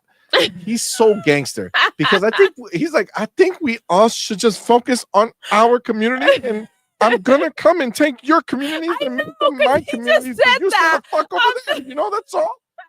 Listen, I can make people love Halo. You can't make my people love Mario. This is the truth. I just feel like I just feel like he had swagger when he said that. He was like, just focus on your own shit, bitch. Okay, because if you don't, I'm coming to take it. Oh my gosh, keep focused. Feels gangster. I get inspired by what a lot of different creators do and other platform holders, but I believe in the plans that we have. Obviously, we're evolving what it means to be Xbox and meeting players in so many different places. There are 3 billion people who play video games on the planet. And I get up every morning and think about how Xbox can be more relevant to the 3 billion people who play. Oh, shit. Damn. God damn. Philly Phil. And that's through making sure we're leading in how our games and our platform features can be available in as many places as possible, whether that's cloud, whether it's people playing on PC, whether it's people playing on console. So we're really driven by trying to grow our franchises and our platform to be an important part of gaming for as many of those 3 billion gamers as we can reach. You know, this is Goddamn. a beautiful answer for those that continue to believe that Phil is just Satya's puppet, right? That he's just following orders now. He wakes up every morning wondering how he can reach those 3 billion players out there. He's doing his thing. This is his moment to go ahead and continue to shift things. I think he knows very well what he's doing. These are not words from Satya's puppet. This is Philly Phil. No, this is Phil the gangster. Yes. Yeah, I think the other nice thing is him being very clear. Like, Nintendo's going to do what they're going to do, Mhm. right? Like, their next handheld is not going to hurt the next Xbox, right? It's not going to hurt the Game Pass. It's not going to do any of that shit, right? It's Nintendo's next thing, and Nintendo people will either say yay or nay, but that's not going to stop the people who love Xbox, the people who love Game Pass from still being here, right? So I like he has a little bit of like that swagger about him, where he's like, no, them doing what they're doing is fine, right? So the other thing he said, I get inspired by what a lot of different creators and other platform holders. I think that has a lot to do with the handheld, right? I think everybody can, at the very least, understand that Nintendo was the one who kind of brought handhelds back in a meaningful way. And, you know, they're going to do the same shit. They better have a dock. That's what I'm saying. Or he's saying he's inspired by what PlayStation and Nintendo are doing to say, ha ha, we're not doing that. We're inspired by what they're doing by doing the complete opposite deal. It checks out. It checks out for sure. All right. And you know, anytime we talk, these are all breakouts, by the way. These are things that people like media took out separately to talk about. You know, I think the fact that they have no fear is a big deal. I mean, realistically speaking, right? Obviously, we're Xbox fans here, so we're gonna look at it a certain way. But honestly, do you guys think there is anything to fear? Is Xbox in danger of losing out to a Nintendo or anything like that? Do you feel like Phil should have some fear? Baby, I'll start with you. Go ahead. What? Come on, man. Fear of what? What, PlayStation and their what, lack of ability to deliver a good game? PlayStation hitting every wall they find? PlayStation crawling their weak ass around, dragging themselves to put out a motherfucking game that is not going to sell no matter what they freaking do. PlayStation, no. And CMoney was right. Yes, what can we go on these other platforms and take from them? PlayStation has all these boxes out there. Let's put our games there so we can go ahead and market our games and, you know, put ourselves out there and try to get their players either on our platforms or just simply to buy our games, which is, by the way, working fantastically. They are freaking going for the premium edition of these games. It's amazing to see because supposedly the developers don't buy games, right? They don't play games. They don't play PlayStation games because the games are shit. So obviously they don't want to play trash, right? They want quality, the finest, most amazing games they can find, right? And those are Xbox games. So they're lining up to wish list, to pre-order, and get their outfits and get set up. And they got a freaking plush that they hold tight at night, and they dream. They dream of the day when these games are going to pop up on their platform and they get to finally be gamers again and be about the games. Right? And Nintendo, what can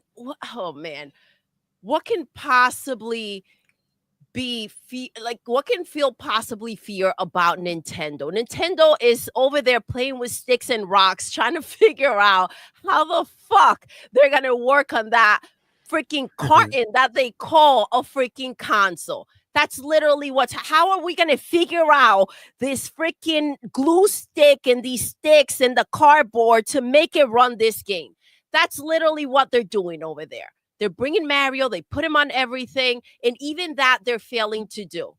Where's Mario when you need him? Where is that Super Mario game that you should have shown everyone to go ahead and push that Switch to? Where's that Zelda game to go ahead and push that Switch to? So Nintendo right now is not even showing up with what Nintendo should be doing.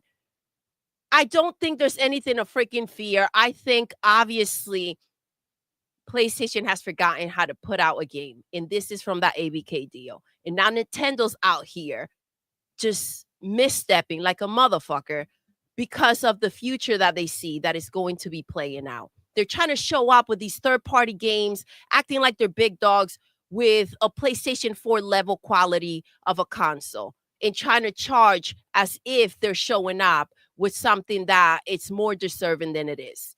I don't think there's anything to freaking fear right now. And I think that they're just going to get stronger and it's going to be less to freaking deal with later on. Agreed. And these other platforms know it. They're putting the games on those platforms to go ahead and take their money, take their meal. That's simply what's taking place. How is Ghost of Yotei gonna sell after all these freaking Xbox games have been over there screwing their players? How? Good question. Do you know that PlayStation's gonna have to pay for another funeral when Marathon releases? Just like they did for Concord? That shit ain't cheap. Wow. These funerals are millions and millions of dollars. Or sometimes billions. Exactly. Oh, well, I hope that doesn't happen to Marathon, but we'll see. We'll see. It's really 50-50 chance. Sorry, do you want me to go next? Yeah, absolutely. Yeah, I mean, look, we all kind of forget that they have the biggest gaming platform. And well, there is mobile, but they have Windows, right? They have PC. And so when you're talking high-end gaming, they have the biggest platform already. So they really never have to worry about this. At least in my lifetime, I just don't see that changing that drastically. They're going to have this for quite a while. So is it possible that something displaces it? Sure. It's not a very short-term thing though. So you've got that. On top of that, they have this console, and the console has this minor little thing called Xbox.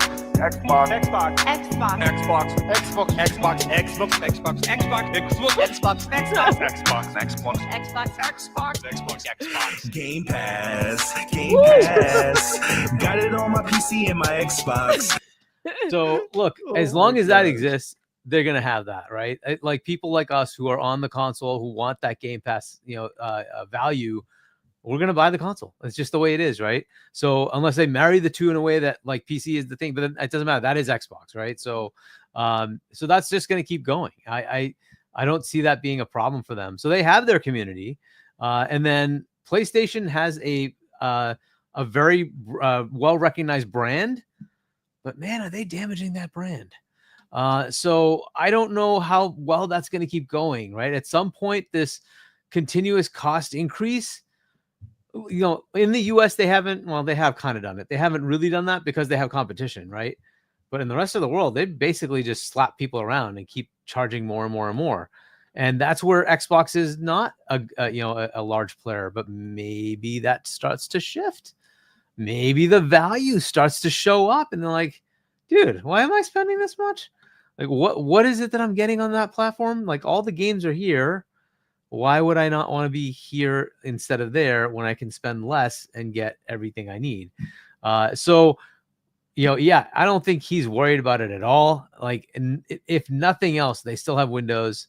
They still have all these black hole, like the big black hole games. Like they have Call of Duty, they have World of Warcraft, they have Candy Crush. These are massive Minecraft, on and on. They're going to keep raking in dollars, right? And, they keep trying new things as well. And if some of those hit, great. But they don't have to rely on it. Unlike somebody else who had to rely on it, spent whatever number, hundreds of millions of dollars and threw it away after a week.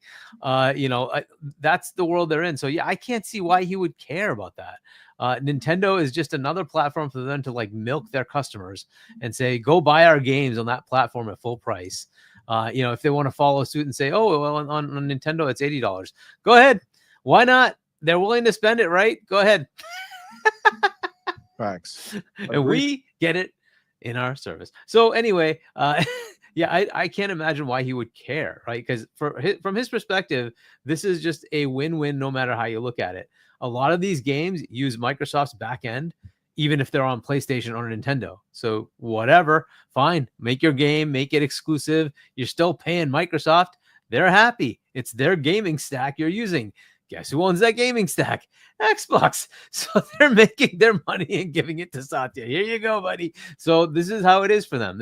They have the entire stack available to everybody. Anybody who wants to use it, they're welcome to use it. So if they want to be on their platform, whether it's Windows or they want to be on console, they're happy to have you.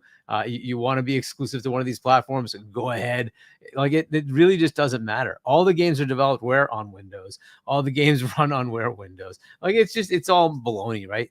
The only one that's holding out right now is Nintendo. They're trying to milk their customers for more dollars, and eventually maybe that'll bite them in the ass, and they finally have to cave and start putting their games on PC. And once that happens, yeah, good luck. It's over. Like, who cares at that point? You can buy whatever Xbox type branded device you want, play all your games at whatever performance you want. Why would you care to get one of these devices? But anyway, we'll see how that all plays out. So I keep saying, I think PlayStation will end up being an Xbox, and Nintendo may fall into the same trap. It's just the way it is. The market is shifting. They're just going to have to deal with it. And Phil sees it. He sees it. He knows where things are going. That's why they're making these moves. What was so funny? I mean, it's because he brought out Nintendo. Nintendo's out there, and they had a gun and shot themselves on the foot right before taking off. And it's like, this is the competition. Right. Oh, no. That's real wild. It's real wild. It's true. It's real true, though. All right. And then lastly, how are you viewing Game Pass's ongoing role in the larger Xbox business right now? I'll start with just how many people are playing games. And I've always thought about Game Pass as just another option for somebody who wants to play. We have many business models for people playing, from free to play, buying games, discounted games. Game Pass is an option. So when I'm looking at Game Pass, I want to make sure the hours that people are playing continue to go up, that new people see this as a way for them to find and build their library of games. And we remain focused on that. Our biggest areas of growth right now are PC and cloud, which makes sense since consoles all up are a good business. They're an established business, but they're not really a growing segment in gaming. I like this is like a thing that he says, all up. Like, which makes sense. His consoles all up are a good business. He's said all up multiple times throughout like his interviews that I've seen him say. It's like a fillerism. His signature move. His signature. But they're not really a growth segment in gaming. So we've got good growth on PC. We've got growth on cloud in terms of users and hours. And console continues to be a really healthy part of Game Pass. But there isn't a unique need for Game Pass to be the only way for people to play. If everybody who's a Game Pass subscriber instead decided to buy their games, that's good for the business as well. Of course. which is a thing where like people say, oh, well, Game Pass went down. It's like, okay, that just means that many more people had to buy the $70 game. Mm-hmm. You know what I'm saying? And this is the part that's been kind of broken out by the media. It says, for me, I look at Game Pass as a healthy option for certain people. It's not for everybody. If you play 1 or 2 games a year, Game Pass probably isn't the right business model for you. You should just buy those 2 games, and that would make total sense. But I want you to have the choice.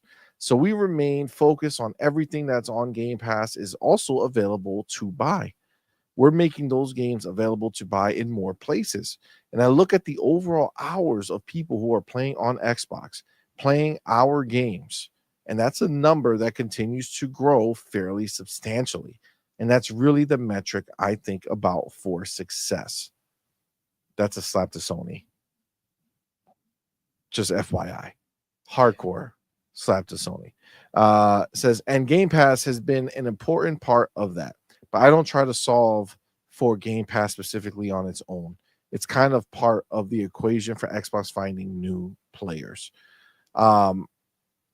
He says, and I look at the overall hours of people who are playing on Xbox, playing our games, playing out, not just playing on Xbox, playing our games. Because unfortunately for PlayStation, when they look and they see how many people are playing their games versus how many people are playing Xbox games, that's rough. There's a disconnect. That's rough. That's a disconnect. So I mean, the biggest point of this part here, right? The question is, why do people still run around talking about Game Pass as if, number one, it's the only thing that's available, right? That is the only thing that people are allowed to do when we know they can buy games. And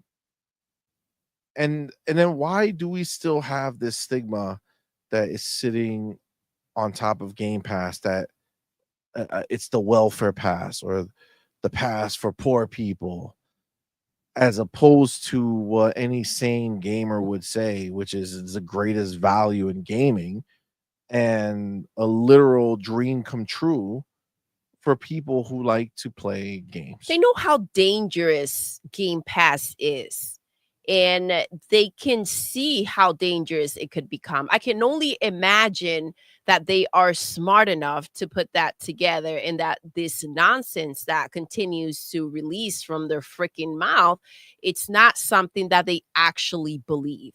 So when you think of that and rationally, like you rationally think of this, and you realize what a monster this could be. We talked about how this is a problem for the media out there that love to control the narrative, right? When it comes to these games, well, Game Pass takes away that power, right? And it weakens the value of the word.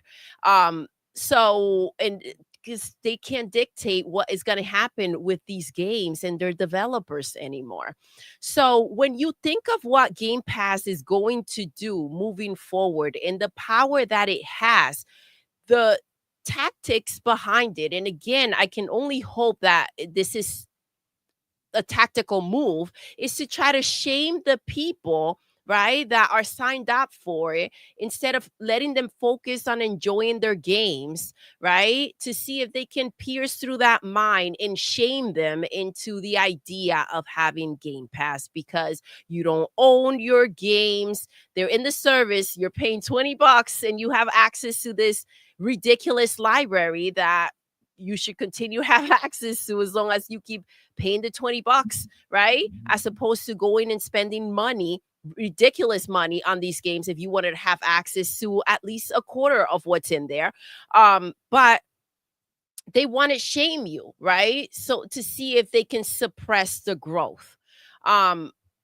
Again, I can only hope that that's the goal, and it's not just straight up stupidity releasing from their freaking breath. But yeah, I mean, Game Pass is a freaking monster. It's been for quite a while, and it's turning out to be freaking stronger than we thought it could be. And we don't even know how much bigger it's going to freaking become. If you are a gamer, and like Phil said, listen, you're playing 1 to 2 games a year, go and buy the games. Game Pass is not for you. I love the transparency. We're not trying to convince you that Game Pass is the only way to game. We're giving you options. And straightforward, we're not saying go ahead and hop on this if you just want to play the one game. You're playing 1 or 2 games a year. Go and freaking buy your games because that's more valuable to you, right? And honestly, if they're getting that money from you clean right off the get-go, you want these 2 games no matter what, and you're not going to sign up for Game Pass, give us your money, right? Give us your money in this direction. I mean, all roads lead to them having your money one way or another. So they're just giving you more ways to play. And yes, if you are going to engage and you want to try all these games, and you know they that's what they're getting from Game Pass, aside from the consistent subscription, monthly subscription. You are engaged, you are playing, you are talking about these games, you are marketing these games. So I just it's ridiculous, the idea of, if you're broke, you get Game Pass. No, bitch. If you play games and you're smart, you sign up to Game Pass.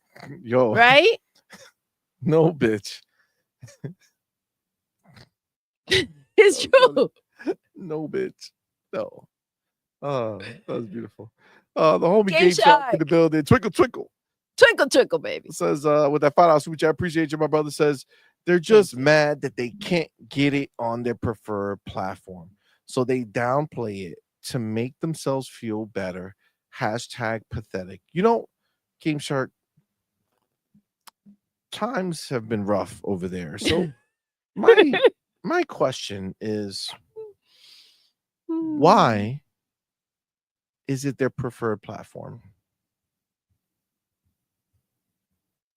What could make PlayStation anyone's preferred platform right now? CMoney, as a gamer, do you not want to spend $700 on a pisser? Are you cracked out? No. Do you not want to be on a platform that doesn't provide you with games? Do you not want to go ahead and pay full price for games that you can find in Game Pass on another freaking platform? No, I think I'm gonna have to say no. I think I'm gonna have to say no. I don't get it. I don't see why. Just like what you're talking about, babe, is that what is the reason, right? On Xbox, we know, right? There's tons of games in Game Pass. Game Pass exists, right? Very easy to do the math here, right? But over there, you're playing third-party games, which are on Xbox. Mm-hmm. You're playing Xbox games that are on Xbox. What is any PlayStation player playing right now that they can't find on Xbox? So listen, aside from that, by the way, or PC. No, they're not playing that shit. They're not playing that I'm shit. saying, what are they playing right now? Hey, CMoney, stop the cap. Game of the year, bro. Game of the year. Stop the cap. God damn. But Xbox is never gonna get a game of the year. I mean, Xbox is dead, you guys. Super dead. But you know what's crazy? Even like they talk about, we have access to your games, right? Like Call of Duty. But like the controller, the wrap, the Elite controller, now Doom. Yes, they're getting Doom. And what do Xbox does? The wrap, the controller, the Elite. And it's like, you're just missing out. That's And true. We're This is the second with big that. This is the multi-plat. second time they do this. Yes. So I mean, it be what it be. This is also part of what look at that. Flop station. What happened? Flopflation. Flopflation. Oh, Hold on, Ricky. Hold on. Give me a second. Hold on. Look at that face. It doesn't show. Look at those bangs. Yeah. Oh, look at that sadness. Whoa. We never said it was great. We said it was all right. Remember when I zoomed in so much for you to see the difference? What do you think I was telling you guys? Jimmy boy. Oh my boy. gosh. I miss Jimmy. I miss him. Listen, he wouldn't have one hair on that head right now from all the shit that PlayStation's going through. He would have plucked them all out. Man, what a mess. What a mess. I mean, You Harky, what do you think? What do you think is, why would someone be able to say that it's the preferred platform outside of, oh, I've been on PlayStation forever? I'm talking about people who are legitimately trying to say that, oh no, this is my preferred place right now. I mean, look, it's tribalism is tribalism, and that's really all I can think of. If you're a gamer, play the games, right? I still enjoy PlayStation games. I just play them on my PC. So I don't see the point of being locked away, right? If you want to play a game, just play the game. I think a good potential platform, if you want to do PC, that's great. It's to just get a Series S. If you're really that into the PlayStation 5 as a higher end console, Series S is pretty cheap. You can just pick that up and get Game Pass and play the games. Just who cares? Just play the games. Like ultimately, I don't understand the idea. Did you not know that there's a 4090 in the pisser? And oh right, yes, there's that. I mean, like, is that a worthwhile? And if you wanted to pay $700, $800 with the drive for a PS5 Pro, you just get a PS5 and get a Series S for the same cost, and now you have both platforms, and you can just get freaking Game Pass and enjoy the freaking service. Look, and to Phil's point, there are people out there who really only play one game, maybe two a year. You know what? I get it for them. It's just not worth it. Fair enough, right? And I actually had a colleague who is exactly that. Xbox player. All he does is buy his Call of Duty. That's it. That's the only game he plays. He buys the new, Call of Duty every year, and that's all he plays. And I'm like, hey, dude, if you get the Game Pass thing through CD keys or something like that, it's actually cheaper to just get that because you have to still pay for online access. He's like, but I don't care. I don't want any of those games. I don't care. It's not worth it to me, right? Fair enough. Totally fair to go ahead and just buy Call of Duty, enjoy your game, right? It's fine. That's who you are. That's fair, right? So this is not new. We've all known this. If you're not a person that likes to play a variety of games, it may not be for you, right? But as far as this whole idea of I'm locked to this platform, it's my preferred platform. You can have a preferred platform. All of us have bought the other platforms, right? I don't prefer Switch as a platform. I just like their game, so I buy it, right? I've bought all the PlayStations, including a 5.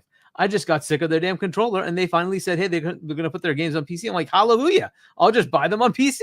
I'm all set. I don't need your freaking console, but I bought them, right? I just don't see the point of saying, oh, hey, there's a game there, and I can afford to buy the console. I'm not going to buy the console. Whatever, just who cares? I can prefer something. That doesn't mean I'm not going to try the other stuff if it's got something of value to me. So I don't understand that mentality, right? If I go to a restaurant and they only serve Pepsi and I like Coke, I'm going to say, no, I'm not going to have that Pepsi. Who cares? Just drink the freaking Pepsi. What's the big deal? Whatever, dude, just drink your freaking soda. What? I don't understand this mentality of no, I'm stuck to this and that's it, right? What if the other side gives you something better? Try it. Who gives a shit? Just why is this a big deal? It's an open market. If you don't like it, don't continue. It's just that simple, right? Why is this such a big deal? Microsoft makes it so easy to try this. You can get a freaking $1. I don't know if they still have it or not, but even just pay the $20 or $10 to get 1 month of Game Pass and play in cloud. Just try their shit in cloud, right? And if it's of value to you, and you're like, cool, these are good games, Why not just say, oh, fine, I will just go ahead and buy their console, fine, right? Or maybe I'll engage on PC. They're happy to have you wherever. So I don't understand this whole mindset, right? So if it's not for you, fair, but preferred does not mean exclusive, right? You can absolutely, do whatever, play on it, whatever. Hey, I only buy Chevys. Really? You're never going to try anything else? What if there's like an awesome car that's from some other manufacturer? You're going to say, no, it's not a Chevy. Like, why does that matter? Like, what is wrong with people? I don't get it, right? Just go try things. It's okay. How is this a problem? Are you really putting your identity into a stupid console? Like, is that how pathetic you are? That this is the only thing you've got. This is your identity that you have to deal with. I can only be on PlayStation. Like, why? Like, how does that make any sense? How does that make any sense? If you're a gamer, you play games. I don't care if it's on a freaking phone. Play the game. Who cares? Play the game. If it doesn't work there, you want to play somewhere else, fair enough. Play the games. Like, what's the big deal? If you're a gamer, you're a gamer. If you're a console warrior and your only job is to say, Xbox sucks, well, good for you. Enjoy that. That's wild. That's true. That's true. Listen, at the end of the day, PlayStation sucks balls. Yeah. It's just what it is. Gobble gobble. I mean, I don't know how else to put it. I think that sums it up pretty succinctly here. Oh my God. They just really are the worst. Like, what a waste of breath. Like, and Nintendo, they seem to be going down this route. Mm-hmm. Let me ask you a question. It's real serious. If they announced the new Mario, okay, and it just looks the same as Mario Odyssey, like just like the Mario Kart World to Mario Kart 8 scenario, are you gonna be okay with that? For what they give me, sure, I don't care. But like, the cost thing is a problem for a lot of other people. Fair enough. I'm not going to be bothered by it as much, so fair enough. But I understand it. From a dynamics of the gaming world, I understand it. But for me, like $455, I was like literally, I bought. But you don't think, but aside from your personal, your personal like ability to buy it or your personal desire to own it, do you think that would, like, do you think that won't affect them at all? Do you think that they're? I don't know. It's an interesting question, right? Because here's the next question: do you think that Mario, the mainline Mario, will cost $70, $80, $90, or $100? 80 to 90. I don't disagree, and that's the thing, right? And we will see what that does to the market, right? This is a true test of, hey, we're just going to let it go to as far as we want, without providing a level of equivalence to the graphical quality or gameplay. Well, the gameplay is awesome. I'm not going to take that away, right? But the graphical quality of the equivalents out there on the market, that is going to be an interesting test of whether the market will accept that or not.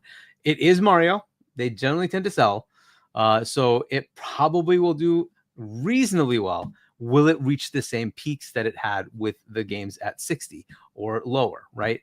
That is a question that will be interesting to see, whether the market will take it or not. I don't know the answer to that. For me, I don't care. As I said, I will play the games. I like games, right? And Mario and Zelda are top tier for me. I will absolutely go buy Mario and Zelda. And if that is locked to Switch 2, that is where I'm going to be. So I have no issue with that. That's fine. But to your point, that is not everybody. It's not everybody. Everybody can't go and afford that. I understand that. But for me, personally, I'm okay with it. I'll just go buy it. But I understand the market dynamics of this. This will be a very interesting test. And I'm waiting to see what happens. The most value is on Xbox. The least value now is Nintendo, of all places. It's Nintendo. That is insanity. But we will see what that does. And we will see what the market reaction is. Will they buy? Will they buy? And will Nintendo be humbled by this experience or not? Right? I'm really curious what happens. How many people buy the Switch with Mario? it's likely they're going to have to. I think the majority of the consoles that are shipping here are with the Mario bundle, the Mario World, of course. Mario Kart. Their plan is So- to make Mario. This is what they're doing. Let me tell you exactly what they're doing. They want to make sure that That Mario you are forced to Kart buy it.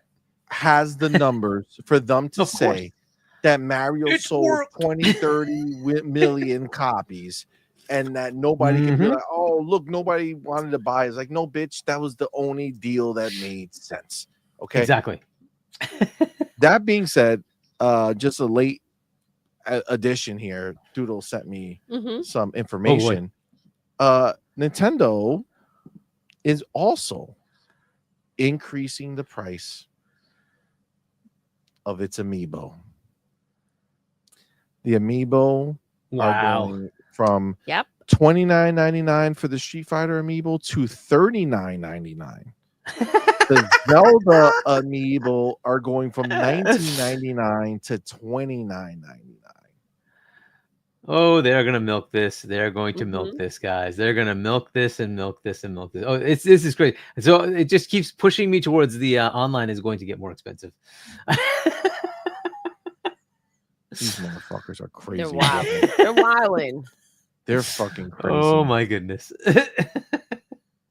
Like I can't. Now the even- sad part is the freaking cloud saves are behind that stupid paywall. So I have to keep paying for that stupid paywall. I really hate that. It's just so annoying. But anyway, it is what it is. It is what it is. That's real wild. That's real wild. God damn. They're just the worst. They're aren't they? amiibos too. This is crazy, dude. This is crazy. Like they are just dirty pieces of trash. Crazy. Oh my goodness. Like Well, now we see that they don't. There's no limits now to how shitty they will be. we thought PlayStation had no limits. It's a new way for them to just be trash. All right, let me. So this is, guys. We're gonna wrap it up here. Yes. I think we had a fun show. Thank you all for being here. Thank I you do guys want for to go ahead rocking and out. post this in the. Oh, we're not gonna the go over chat the fun right PS now. price increase. No, we were gonna, but time has decided to disappear. But I'm putting this in the chat. I think you guys should be able to see it. That is our boy Adidas 20, the GoFundMe for his brother. So I'm sure you all know Adidas.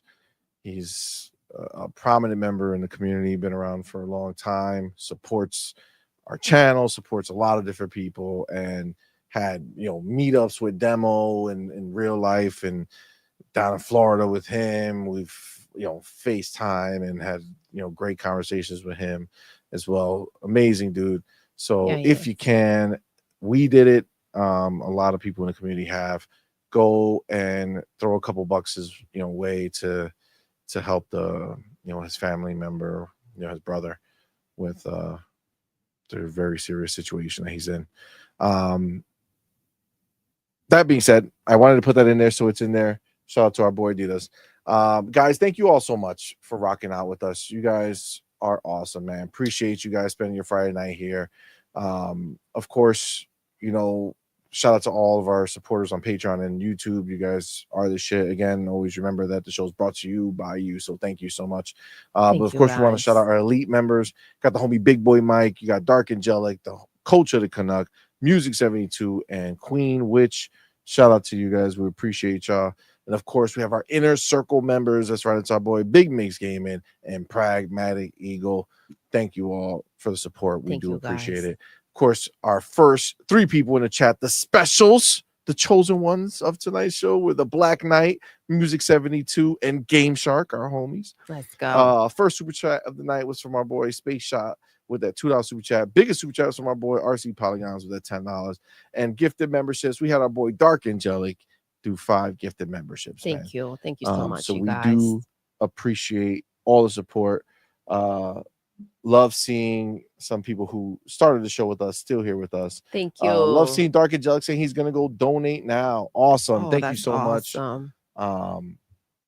So I do appreciate you guys. So you guys are the shit. And of course, guys, our homies right here, live with us in the building, our boys, Mr. PSP himself, motherfucking Demo Flow Gaming, rocking out with us. Appreciate you, my dude. Let everybody know where to find you, man. Well, you already know, man. Demo Flow Gaming. You can find me, on Twitter talking that shit. You can find me here as well on Fridays. At 11. At 11, whatever the hell CMoney decides to show up. Also 11 a.m. in the morning in my show. Today we had Chaos Lounge. He went with it and gave us his insight in the gaming industry. So go ahead and check it out, bro. We had a pretty good show. And that's it. Other than that, like regular videos and just playing games. I might stream something tomorrow. Not sure what game it is. I'll probably just go ahead and pull out a poll. So just keep an eye on it. And just, having a great time, man. Having a great time playing games. I've been playing the RuneScape game that just came out on early access on Steam. And I thought it was great. It's called RuneScape something Dragon. I can't even say the name. Let me see what the hell it's called. Dragon Wilds. It's dope. It has like I don't know. It's like super dope because like you utilize magic, right, to build and all stuff. And it's like similar to Pot World, like you gather materials and stuff, and then you build your own base, and you go on raids and you do dungeons and shit, and you level up all of your abilities. But the one thing that really roller skating everywhere. And you just roller skating everywhere? Not roller skating. It's RuneScape. It's RuneScape Dragon Wilds. RuneScape. RuneScape. Wow, I thought you said the new rollerblading game. I was like, oh my god, what fucking rollerblading game? Well, I was thinking about RuneScape, right? RuneScape or whatever. However you want to say that. Dope game. Go check it out, guys. You utilize magic to gather your materials. So you got like special abilities with the axe. Like you throw it like a boomerang and it comes back to you. You do like a sort of like a explosive wave and shit, and you blow up like a bunch of fucking rocks.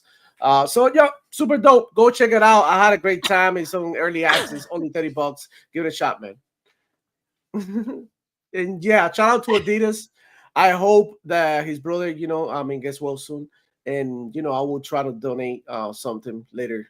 Love seeing the support, guys. Tonight or tomorrow. Yeah, for sure. Thank you, guys. Thank you guys for coming out go ahead and making and sure that you do you are supporting. That's awesome, man. We appreciate you guys. Thank you. And of course, you know who he is, the motherfucking wise one. That's right, the author, the patriot, the pony sayer, pony bot tier maker. That's right, it's our boy. Hargeet, thank you for being here, man. Appreciate it, brother. Yeah. So check out my I've been putting up more videos. I have a couple of them. If you happen to be moving on to PC, right, I have a couple of videos that help you out with some tips and tricks. Check out my channel, HargeetChani1 on YouTube. Again, if you want to pick up my book, shop.chani.us, check it out. And then I'll be on tomorrow with Fonz, 6 p.m. US Eastern Time, Fonz Gaming, and then 7 p.m. US Eastern Time on Sunday with WebDave. And then with Boom next week, it'll be a very interesting week, right? We potentially have the showcase, which I have not heard anything about it yet, but supposedly the partner preview is happening next week, right? So we'll see. I don't. The rumors were that it's coming out on the 23rd or something like that. I don't know, but we'll see. But if that happens, that'll be awesome. Then we'll that's Wednesday, so we'll go over that. And then we have the Nintendo Switch 2 pre-orders, and we'll see how that goes as far as people buying it or not in the US. But that is coming up on Thursday, so interesting week coming up. But yeah, I'll be on with Boom. What's coming up on Thursday? On Wednesday. The Switch 2 pre-orders. Oh, that's shit show. So we'll see how that goes, right? To see how well it does, whether it sells out or whatever, right? We'll find out. But either way, yeah. So interesting week coming up, and then we're on, I guess, next Friday, hopefully. Next Friday, next Friday. I'm good to go. Good to go. Awesome, man. Well, thank you guys for being here. Remember, we'll be back. So the show will be back on Tuesday. So we'll be back for Night Quest, but I will be back tomorrow for the morning call. So I'm gonna do it a little different. We're gonna see. We're gonna talk about it. It's gonna be a good time. It's gonna be a good time. So that'd be nice, bright and early, 9 a.m. Eastern. But yeah, that's it. We're done. Doodle. Yes. We're gonna go ahead and end the show the way we end every single show. Doodle. Yes. We're done. We are. But we're not, because our boy Boss Red went ahead, and I completely did not see that. So I apologize, good sir. Went ahead and did a super chat. Thank you so much. Thank you, my brother. Appreciate you, homie. Says, I've had Game Pass for over 4 years now, and not once has it been disconnected, not even for a single day. How am I poor again? Oh, shit. Oh, shit. Tell I can afford to pay that shit forever. And you, the broke bitch, is only buying 1 or 2 games a year, you pabs. God damn. Boss Red, this has been perfect to read during the show. But that's okay. You still got it in. Appreciate you, my brother. Thank you so much. That was good. Absolutely, it was good. And again, until next time. You're intruding. You're intruding.